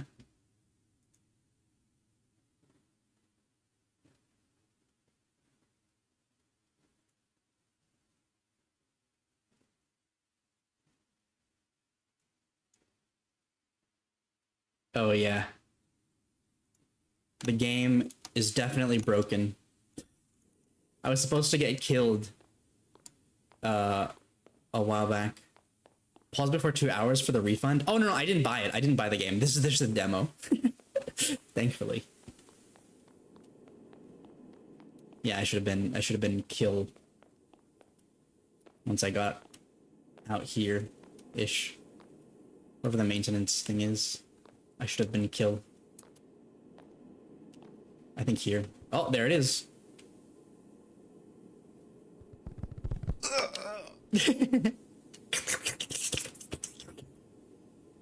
Yeah, the game broke, essentially.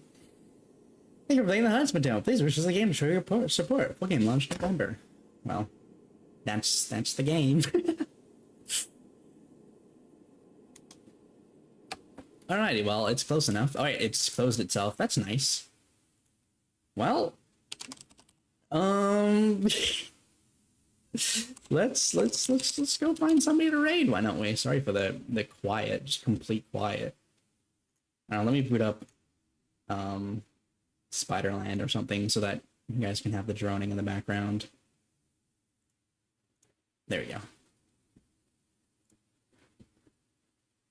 Following.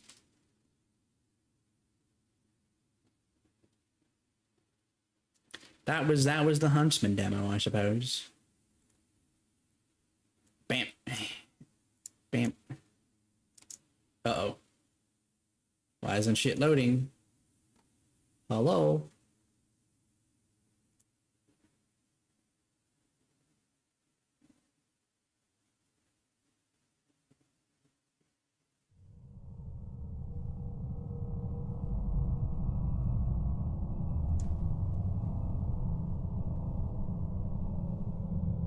No, there's a ninth achievement in Spiderland apparently that I didn't grab. But here's some ominous raid out droning background noise, shall we? Alrighty, let's see who's online. Let's see. I think I have raided into you this month, right? Thanks for the stream. Thank you for being here. I appreciate it. Oh my goodness, my OBS is just lagging. Thank you for the stream. Thank you for being here on the mid. Thank you for being here, meet.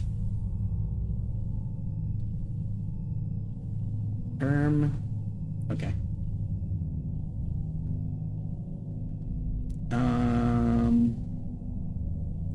What's going on? Where is anybody?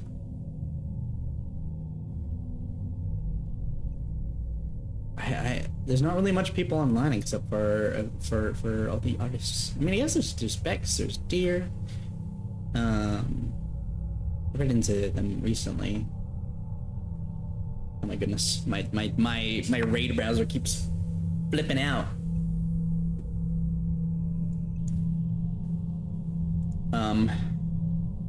But let's check. Extra stream, Nebu. Thank you, Aloha. Thank you for being here as well. Thank you. Are you on? Yeah, I have raided them recently. I have not raided Bex recently. Okay, let's go raid Bex. They raided us before. Recently. Here, let's go pay it back. If you want to participate raid message-wise, feel free to use either of those. If you'd like. If you don't want to participate message-wise, that's more than okay. But please do stick around for the raid if you can. Thank you everyone for watching, for being here. I appreciate it. Yeah, on Sunday we'll start Evil Within and probably start blitzing that until maybe the I don't know. I don't actually know. But we'll see how it goes. But take care of yourselves. Have a good rest of your days. I was gonna say streams, but have a good rest of your stream. I don't know if you start watching Bex too. Rest well when you guys get to it. Eat well. I hope you all have a good day tomorrow. Take care of yourselves. Be kind. And really, thank you for being here. I really appreciate it. While I just do my thing. Bro, we played through a lot of games today, 4 of them. And they were all very unique in their own way. Ending with a quick little Huntsman thing. But yeah, take care everybody. Goodbye. Say hi to Bex for me. Be kind. I'll see you next time, which will be Sunday. Bye.